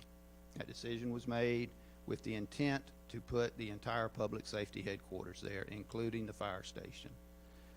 2 years ago, there was a lot of concerned neighbors, myself being one of them, feeling that that was destroying a large part of our history here in North Augusta. You all listened, and you all carved out the fire station from that portion. And one of my only requests were, because the fire station is right next door to my house, and one of my requests were, if you do that, please, please don't put a retention pond at the end of my driveway, a fenced retention pond. And you didn't. And I know that was a considerable cost to the city to build that underground detention basin. So here we are. We've carved out the fire station, and we've got the property we procured on 7 Gables. Well, once the fire station got relocated, the decision by council was made, hey, let's go to East Buena Vista and build the public safety headquarters. We hired a firm, JLA firm, to do the engineering work. They started that design and came forward and said there were unforeseen design issues associated with that site, which was causing the cost to skyrocket up to in the vicinity of $16 million. That being said, they looked at 7 Gables, and the cost for the public safety headquarters there, correct me if I'm wrong, but is in the vicinity of $16 million. So we've got East Buena Vista, we've got 7 Gables at $16 million. Now, where I come in with this is if you decide to build it at Seven Gables, fine. But as a taxpaying citizen, I would like to know that you've looked at other alternatives. At last Thursday night's meeting, the JLA representative made the comment that the community center could not handle it because of issues associated with the fire trucks. We reminded him the fire truck portion had been carved out. It's on Observatory in Martintown. This is just a public safety headquarters. Have you looked at it? His response was no. Well, I would expect him to say no because the city has to ask him to do some work to evaluate that site. But there you have a site that you don't know what it's going to cost to put a public safety headquarters there. Now, I came in late on the study session, but I sense you all are very, very anti MEDAC. But when you look at it strictly from an economic standpoint, $450,000 a year, say you had to put $1 million into it for 30,000 square feet, and the JLA design is 22,000 square feet, $1.5 million. We don't know what the cost is at the community center. We know 16 million thereabouts at Seven Gables. We know 16 million. So there's a large swath of what are we really comparing things to. I'm not arguing the Seven Gables would be a good site. I mean, I think it probably would be a good site. But I think for you all to make a fiscally responsible decision, you need all the information you can get. And I think that is more than just comparing Buena Vista to Seven Gables, to $16 million sites, and making a decision when you don't know what it would cost. An order of magnitude, don't know what it would cost at the other locations. So I just ask you to just take it to heart. I know we're in a hurry. I know we need to get it done. But I think out of due diligence and a responsibility to the citizens, if you're going to make a $16 million decision, you ought to have plenty of backup data justifying why that's the right location. Like I said, if at the end of the day the right answer is, hey, it's going to cost $20 million at the community center, Seven Gables is better than Buena Vista, you'll never hear a word from me about it. But I don't think you have enough data to make a decision as to where the right place in North Augusta is. And then finally, it seems that the common thread is when North Augusta, or when we're talking about this public safety headquarters, we're only talking about property that the city owns. There's other properties out there. Several of them were brought up at the Thursday night meeting. I would encourage this council to have someone investigate that. I mean, it would be great to put on a spreadsheet something of, these are the projects we looked at, these are the pros of each one, these are the cons of each one, and these are the costs associated with each one, so that then the public would know that's a smart decision. But right now, we're just taking the path of least resistance in my mind, rather than doing that due diligence that we ought to do. So those are my thoughts, and I ask you to consider them before you move forward with a final decision. And if the final results pan out that, hey, Seven Gables is the right place, you'll never hear a word from me. Thank you. Thanks, Ken. Appreciate it. Who else? Anybody else? Yes, sir. Come on down.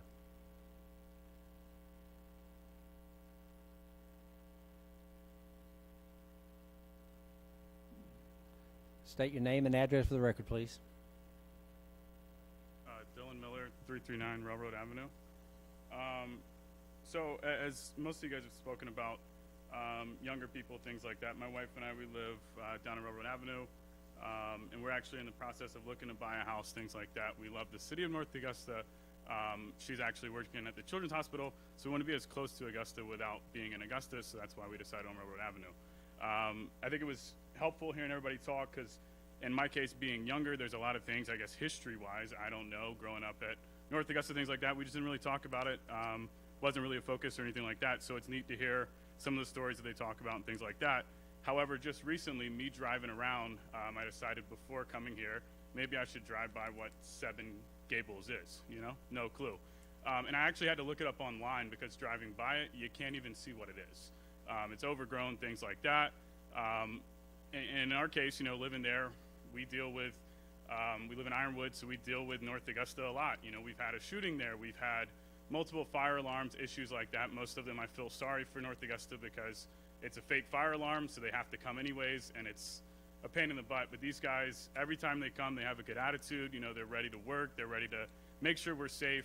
And I think that's one thing North Augusta takes pride in, is that public safety is the #1 thing. I think in most cities, if you look elsewhere in the world, we don't deal with any of that stuff, and it's nice to feel safe and be able to walk on the Greenway or things like that and not have to worry about it.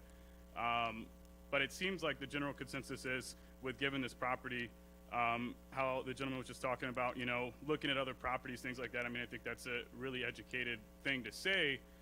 But if the property was bought in 2016, I mean, how much longer do you guys want to wait? You know, I mean, if you just keep putting this on and on and on.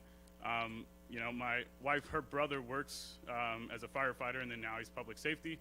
I've taken him dinner to the building before, and the thing's disgusting. I mean, it's terrible, you know? I've even asked, hey, can I use the restroom? And I've been like, I'm good. I'll wait till I get home. But I think for what these guys do and the fact that they're out there protecting us and things like that, they deserve better than that. So I think, you know, if what we're worried about is, you know, making sure the brick matches or this or that, you know, I mean, at the end of the day, I think they just deserve a good building and the resources to do their job and to keep us all safe. So I just don't see what the point is in continuing to just keep wait for a building that clearly we've already purchased the land, and you guys could vote it to push it through to make our city better. So that's it. So appreciate it. Appreciate it, Dylan. Who else? Come on down, Lyndon.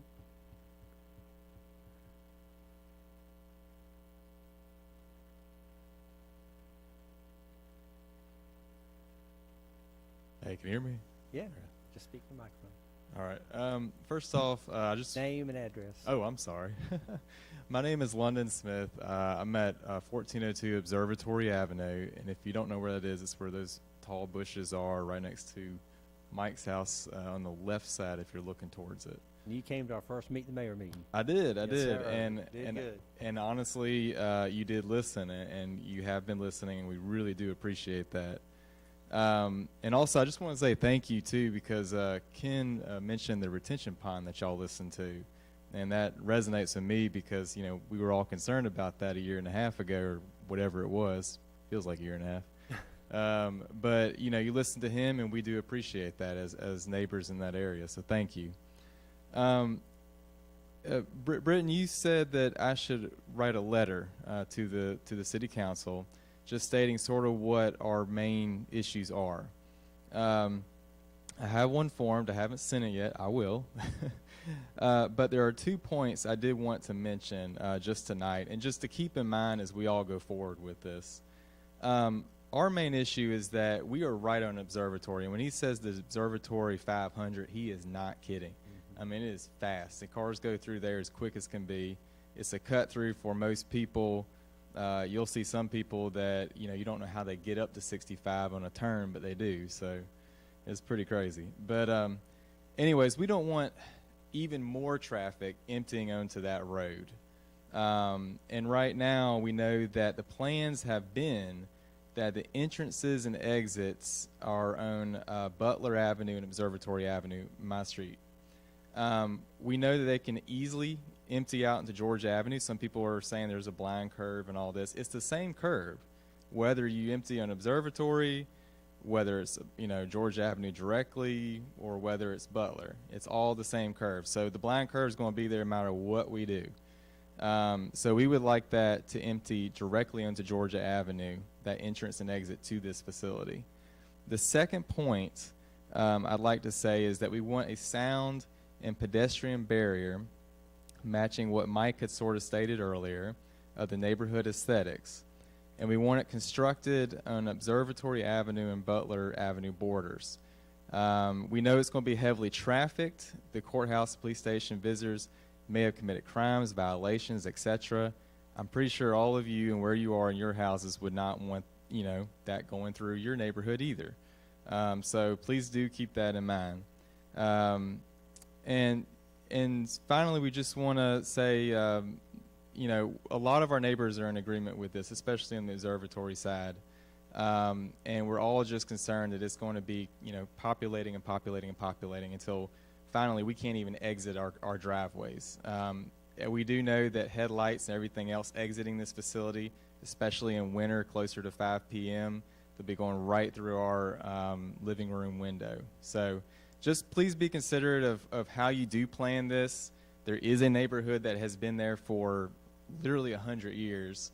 And a lot of us still occupy, you know, those houses. We're still living there ourselves. So please be considerate of those two things. And we look forward to, you know, more meetings where y'all discuss the location itself as well as more specifics about the plan. Thank you. Thank you, Linda. Appreciate it, sir. Who else?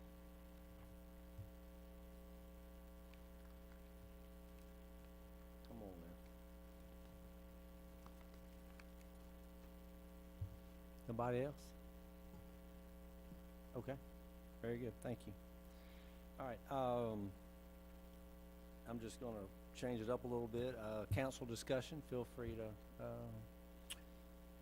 Mr. Mayor. start, have a direction, and if you got any comments from the citizens, and Yeah, we'll go from there. There was a couple of things Mr. Powell and Mr. Alardi alluded to. You know, the MedAC building, which sounds like a great idea, but if Greenstone ever sells it, then they can evict you.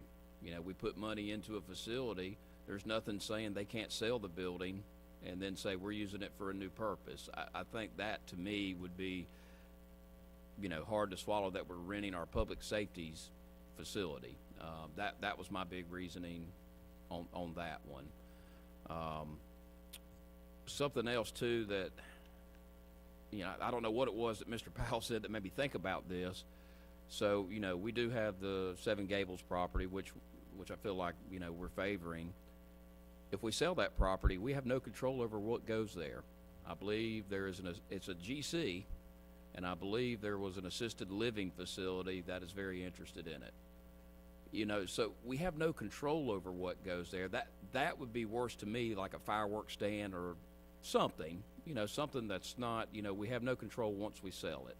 So I kind of worry about, I worry about that aspect too. It is prime real estate in downtown North Augusta, and if we sell it, then we have no control over what goes there. The other thing, you know, that I keep hearing about the traffic, and, you know, I guarantee if you drive down Buena Vista where the current station is, nobody speeds there. And I know exactly what you're saying on Observatory. You are 100% correct. People cut through there, and by the time they hit that curve, I don't disagree with you. I would hope that presence might help curb some of that. You know, if you go down Buena Vista, I don't think I've really seen too many people speed right in front of the police station if they know it's there. The other thing too, I don't know if you're here for the study session, but you know, I know during court days, during, you know, lunchtime or whenever they hold it, you may have a little more traffic. But I would think generally there's not, especially after night, there's probably not a lot of traffic in and out of that area. You know, most of our officers are out on the streets. So I would think hopefully that would be a minimum. I don't know if that eases your concerns any. But it is something to think about, you know. With the fire trucks, I get that, you know, but it's been moved over to Martintown Road where it hopefully won't disturb many of the neighbors if they have to go out. But most of the officers are out on shift, so I would think especially during the evening you were worried about, you know, headlights and things. Hopefully that would be kept to a minimum because most of our officers are already out patrolling, so I don't think they're in and out as much. But that was just a couple things I picked up that I kind of wanted to touch on. Can I? Yeah, I'll go ahead and jump in. Yeah, I agree with most everything that Eric said. The only thing I will take a little bit of exception to is I don't think it's quite fair to say that we have no control over what goes on that, because it is in the neighborhood overlay corridor. So there are constraints on what can go there. But within those constraints, we have very little control. And as I said in the study session, I do think it's important that we try to live within those constraints as much as possible, and that we do listen to the concerns brought up by the neighbors and some of the solutions and ideas brought up by the neighbors, and that those are not only taken seriously, but, you know, a concerted effort is given towards honoring and respecting those, and certainly any facility that goes there needs to honor and respect the history of that site and the history of the surrounding buildings. I really like the idea of maybe looking at some Georgian architecture, you know, your point about how Virginia had done some of those things. I mean, again, I don't know how much those things are going to cost, and I may have sticker shock when that comes back and you know, recoil from that. But I do think those are very important things that we give consideration to. You know, and regarding the other sites, maybe if I thought about it more, I would feel differently, but I really do. I have a very similar reaction to the thought of renting space for a public safety facility. I understand the financial points that you make, but you know, at least in my initial reaction to that, I have a hard time accepting that. I do know to the point of, you know, we should be looking at other sites, and this was before I was on council, so I may be misspeaking a little bit since I wasn't involved in those conversations, but there were 10 or 12 sites in the initial research for sites that were looked at, and that was publicly discussed, and they were ruled out for whatever reason. And as I said, I wasn't on council at the time, so I don't know. You know, I can't specifically state those sites or what the objections were, but I mean that process has gone through. At the end of the day, I think we need to take these things into account. I think we got to make a good fiscal decision. I think we've got to make a decision and provide input to the neighbors. I would like to see some parameters put around the P zoning. I do agree that there needs to be some sort of limits to that there needs to be a governor around that, so that we are very specific on, if we do end up zoning it to public, that, you know, it is zoned to public for this specific purpose, and it doesn't come that it's going to be zoned for public and then we decide to not go on this site and stick something else there because now it's public and we can. You know, so I don't know what those are at this point, but I would certainly encourage the Planning Commission, as much as I'm able to do so, to provide some of those, and I would certainly be open to considering those. You know, this isn't where I wanted the public safety station to go. I mean, I was pretty clear on that back when we were initially having this discussion, but I'm also sick of talking about it, and I know that's not a reason just to pick a side and go with it, but we have been talking about this for 6 years, and it's hard for me to look our public safety officers in the eyes and tell them that we're going to continue to look at other sites and think about other sites when they've been thought about. As far as I see it, we've got 2 sites. We need to figure out which is the best between those 2. Do it in the best, most cost-effective way that honors the limitations of those sites, and move forward on getting our public safety officers the building that they deserve. You know, we're early in the process of defining how that's done still, and we've got a lot of work to do to get there. But, you know, somehow we've got a balance between, we've got 2 sites, pick the site that makes the most sense, build on that site in a way that honors and respects the area around it, and do it as quickly as it makes sense to do it, so that our public safety officers aren't sitting in a mold-infested embarrassment to them and the city, because they certainly deserve more than that. Thank you. Who else? I guess I'll just add that I am in full agreement with everything that Kevin has talked about, and I thought that Mike Hitchler, all the points that you made were spot on. I think, you know, our public safety obviously needs to be #1 priority, and does not need to be in that position that they are in currently. And then focusing on the education and history, I think, is really valuable for that area. And then lastly, on the responsible use of our funds, which everybody talked on, I think that that's obviously our responsibility to make sure that we make a good choice here. As a newer person, I think we've been presented a lot of information, and I know over the years everybody's been presented a lot of information, and I think we do have it narrowed down to 2 good potential choices. And I think as we look at the long-term effects of everything and how our city will grow, I think we can kind of compromise and make solutions that will work for the neighborhood and work for the area. And I think the only other thing that I would add is possibly, I don't know if it's something that we can do, but maybe having like a citizen design input session or something like that for the area is a thought that I had as well. First of all, I would like to thank all the people who commented tonight. It's a very well planned discussion, better than we've had in many, many years, I'm telling you. Thank you for your input. Many comments were made that are very positive, and I like Mr. Lordy's comment about doing something for the neighborhood, like the Palmetto Lodge, for example, some type of plaque on that property to recognize its importance and to recognize its history as it relates to North Augusta. Mr. Powell had some good comments as well. But I'm at the point where 8 years, it's time to move on. And I believe the Georgia Avenue property is the best place for that. And comments that Kevin made need to be considered by the Planning Commission, as well as putting some parameters on the public use. Thank you. Thank you. I will. I mean, my biggest thing was just a reminder of what Kevin said, is that, you know, we did have early on a long list of properties, and I know there's a map that shows over 20 years ago where this location of near the Seven Gables or on top of the hill would be a prime location and a great location. So it's been discussed. A lot of analyzing has been done. I just want to make sure people remember that. We have gone through that process, and I think that we've been real responsible with it. And my goal is also be fiscally responsible with the way we spend the money moving forward. And I do want to have a very pleasing structure for the neighborhood. So that's all. Ms. Pat? Okay, of course, I've always been for the Seven Gable Motels from way back. But, and I've been in this city 71 years, and that place was very special to me, too.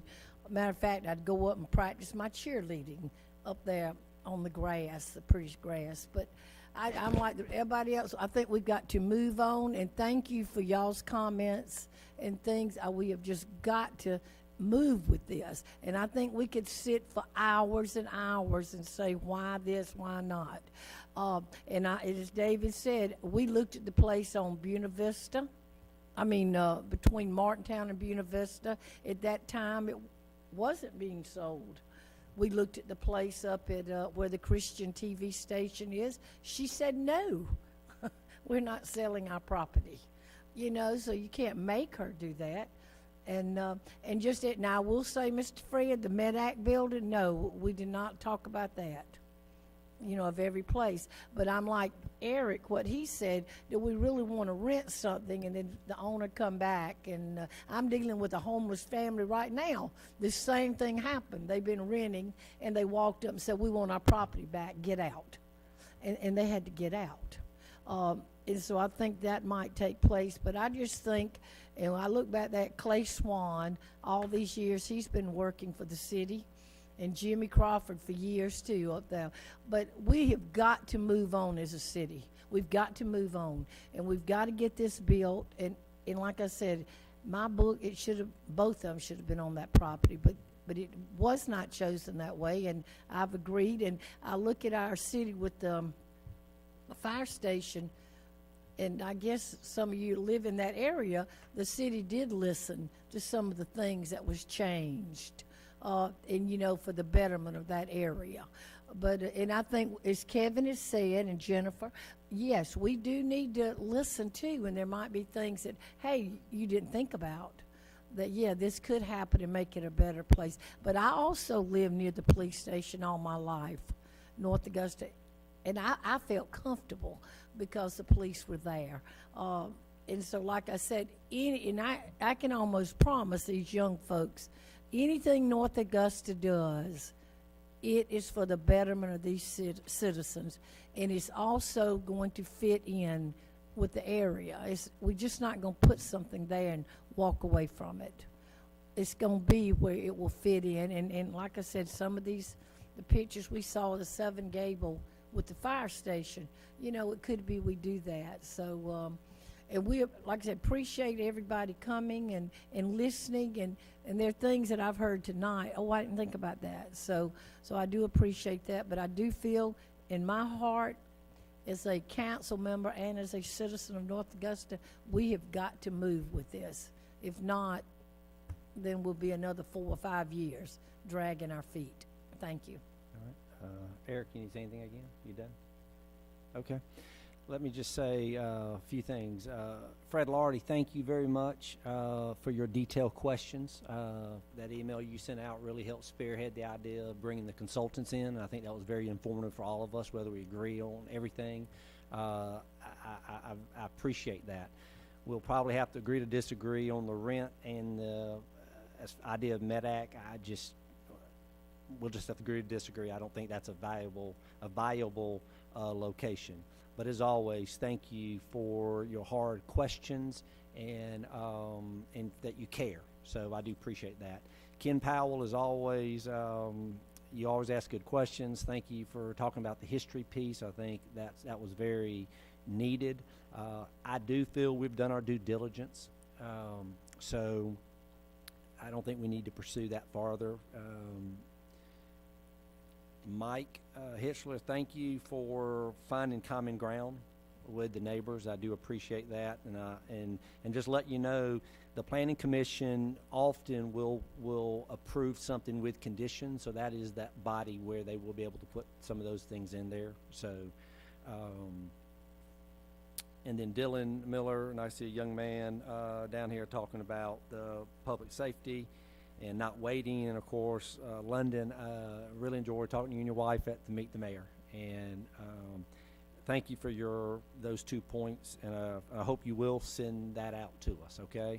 Because what people got to realize is, when we vote tonight, we're voting for us to go in front of the Planning Commission to rezone P Public. So there will be 2 more chances for the public here at this body in October. So there's still going to be plenty of chance for folks to express their views. For me personally, I would tell you my reasons for how I'm voting is, one, I think this is long overdue. Our current facilities are not adequate. And to me, this is about what's best for our 22,000 citizens of North Augusta.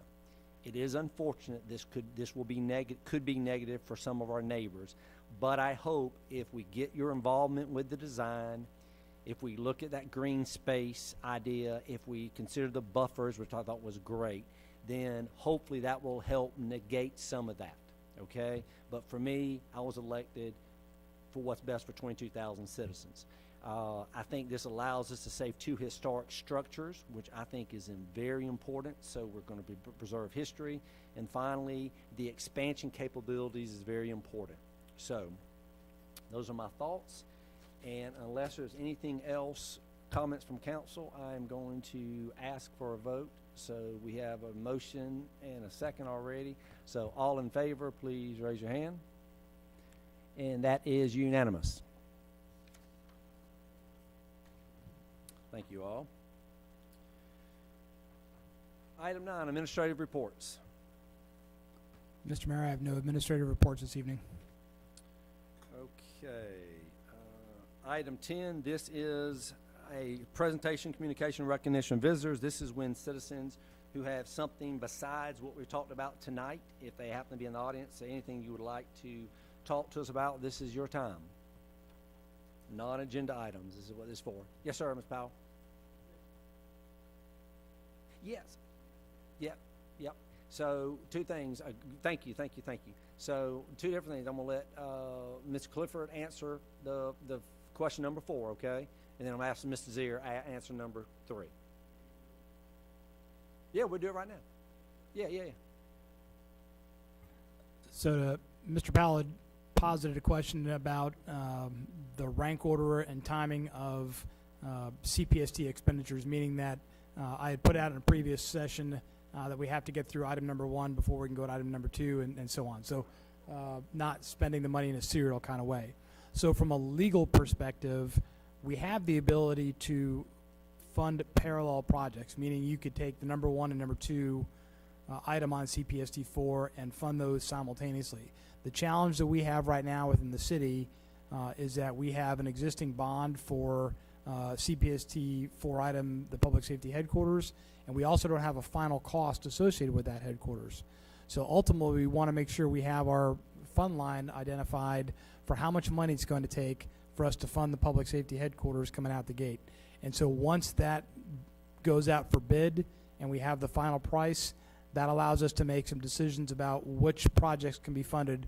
But within CPSD 4, we still have to follow through the rank order, meaning I can't necessarily jumpstart item number 11 and move it and have that funded simultaneously with item number 1 as the public safety headquarters.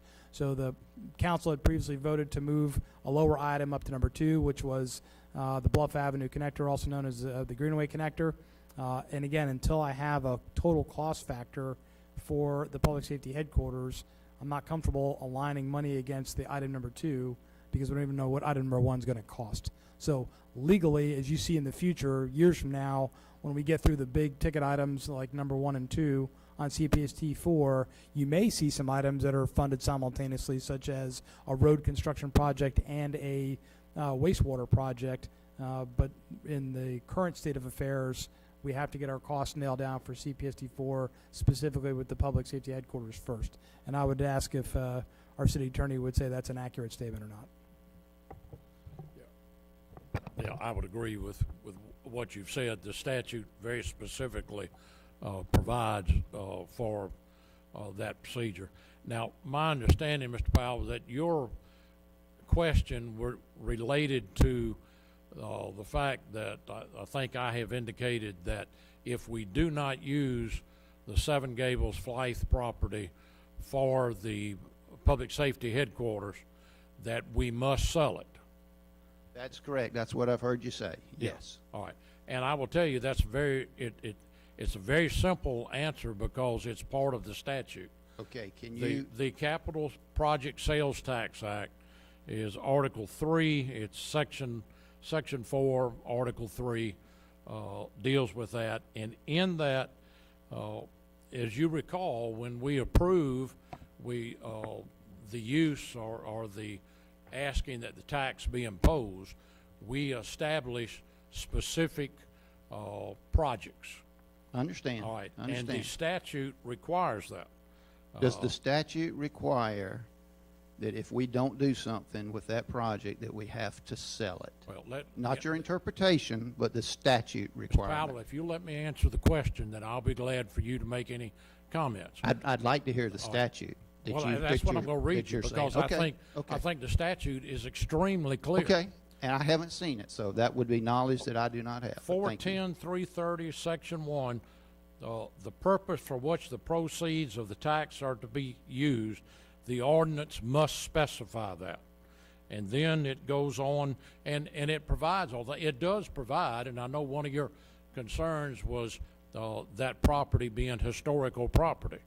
No, you're getting off track. All right. You haven't read anything yet that says the property has to be sold. Let me continue. The implication is it says this is what the taxes have to be used for. I will tell you that this past year, the way the taxes are done, they're collected by the state, then they're sent down to the county, and then the county sends them to the city. This past year, because of an incident in Columbia, and it was not with this type of tax, but it was with another tax, and I think it was a road tax, not a road fee, a road tax, and they used it for something else. There was a major lawsuit. A lot of money had to be paid back. This year, when we were dealing with how we were going to handle the funds, the county came up with a new procedure because, quite frankly, at one time they were talking about that they would write all the checks so they could make sure that they were spent for the exact thing that was supposed to be done. At this point, we've got a little different arrangement with that, but I think, again, in Section 4-10-360, talking about the tax, it says the tax must be used only for the purposes stated in the imposition ordinance. Okay. Now, if you're looking for me to find a place that says if you don't use it for that, it's okay, that's not what I'm looking for you to say. I'm looking for you to say if you don't use it for that, your only option is to sell it because you've made this man say that in public. And I don't believe it. Well, I would And tell so I you- would like you to show me the statute. If you, I understand Well, what the what I statute just read says. for you, let No, me no, no, ask you- no, I'm talking for a No. second. I know what you said. If the statute is written, you've got to use it for the purpose the statute was written. That's correct. So there's no other option in the world that you can do. There is no mechanism in the world if something changes. There's nothing within this act that does that. So you made the call that it has to be sold. No, I made the interpretation. I read the act, and the act is very clear. And have you consulted with Aiken County on that? No, sir, because I don't need to. Well, I And if- have. Well, I have. okay, well, that's fine. So I think Who- you set, who- I who think with you set, Aiken- who with I think Aiken you set County? this gentleman up. I think you set him up in going before the public and saying it either has to be sold or we have to build a public safety station there. That's Well, not I a would true tell statement. you, Mr. Powell, I don't know who you talked to in Aiken. We, in fact, talked with our bond counsel in Columbia also. Okay. And they've very specifically agreed, if you don't use it for that, it's got to be sold, or the city has to replace the funds. Okay. Well, once again, I think you set this man up by going public and saying he only had two options, to sell it or to build a public safety station. I absolutely, And I think I you're absolutely incorrect. stand by that today. And if you will provide me the information of who you say you're getting information from Aiken County, I will be glad to contact them tomorrow and Okay. see where they're getting such from. Okay. Okay. I may do that. I may do But that. I think if you read this act, it's very clear. If it says they can only be used for one purpose, and if you don't use the property for that, what's the alternative? And there is no mechanism in place in the existing statutes to allow council to make a revision or change. That's the way you've led us to believe as a Yes, as sir, a that's city. right, because the citizens are the ones who make the decision. Voted on it. I They understand voted that. on the referendum, I understand and that. we do not have the right to change that. And there's no mechanism in place, so he only had two Oh, options. sir. To sell it, I just want to go on record, he only had two options, to sell it or build a public safety headquarters there, Use it for the purpose that the funds were obtained for. which was to build a public safety Yes, sir. headquarters there. Okay, I just wanted to make sure that was on the record. All Thank right. you, thank you. All right, thank you, okay. Let everybody have a voice. All right, now. Any other comments from citizens? Okay, all right, we're gonna end this on a positive note. Don't forget, end of August is our river event. That's your last time. This is for folks out there on the live stream. Give us your vote of what you want river event to have next year. So end of August is our timeline.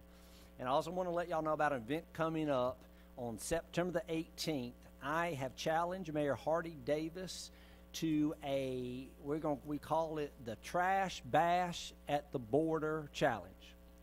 So I'm asking whichever city has the most volunteers who will, at 9 a.m. on September 18th, that will pick up the most trash of the most volunteers, will win the Trash Bash of the Border Challenge. And we have a mayor's cup, and the losing mayor will have to wear the opposing team's T-shirt and come in front of their council or commission and present the winning mayor the cup. So I'm asking citizens that I do not want to go over to Augusta to do that. So on September the 18th, we're going to put information out. It's out on the website already. Rachel, don't we have it on the social media, that link yet? Have we got, no, do we have a link yet? Yes, it's posted on social media. Okay, and so our we'll, website. council, we'll start, I need everybody to forward that out. But guys, I think this is a great opportunity. I think about getting the children involved. You got, just be wonderful. So anyway, Mayor Hardy Davis, North Augusta, Burton, we have challenged one another to which city can turn out the most volunteers and clean up the most trash on September the 18th, Trash Bash at the Border. So I need everybody's help. So very, very important. Okay, with that, that's all I've got. Thank you all. And Mr. Mayor, real yes. quick, before you adjourn, just, I don't know if Positive. everybody has heard, we did lose another person, in North Augusta, Kevin Simmons, who is, it's actually, Katie, my daughter's uncle. It's her mother's brother. He passed away from COVID Sunday morning. He was about 42, 43. I would ask for prayers for their family, as well as his wife, who is currently intubated in the hospital with COVID as well. I've had kind of a change of heart. I don't know, many of the people watching probably noticed I wasn't here for 3 weeks. I had COVID that turned into pneumonia. I'm one of the lucky ones. I was unvaccinated, but I'm here to tell you, anybody that's listening that hadn't got the vaccine, please do. I have changed my mind on this thing, and once I'm available, I will go get it.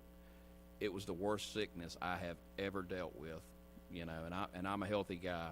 And then when I hear that somebody I knew, you know, the same age as me, has passed away, it makes you think. And I just want people to know, you know, like I say, I was out 3 weeks. It turned into pneumonia. Thankfully, I was able to bounce back. My brother was in a similar situation. It ran through my whole family. You know, my wife, she was vaccinated. Her symptoms were nothing. She was out a day, maybe 2, and then she's reorganizing the pantry. I laid on the couch for 5 days, and I'm still having residual effects. You know, I get winded, especially if I'm hot because of the pneumonia. You know, I know a lot of people don't trust our federal government, that we don't trust the media, so there's so much misinformation out there. But I've seen it firsthand. You know, so I would encourage anybody who's on the fence about vaccinations, please do it.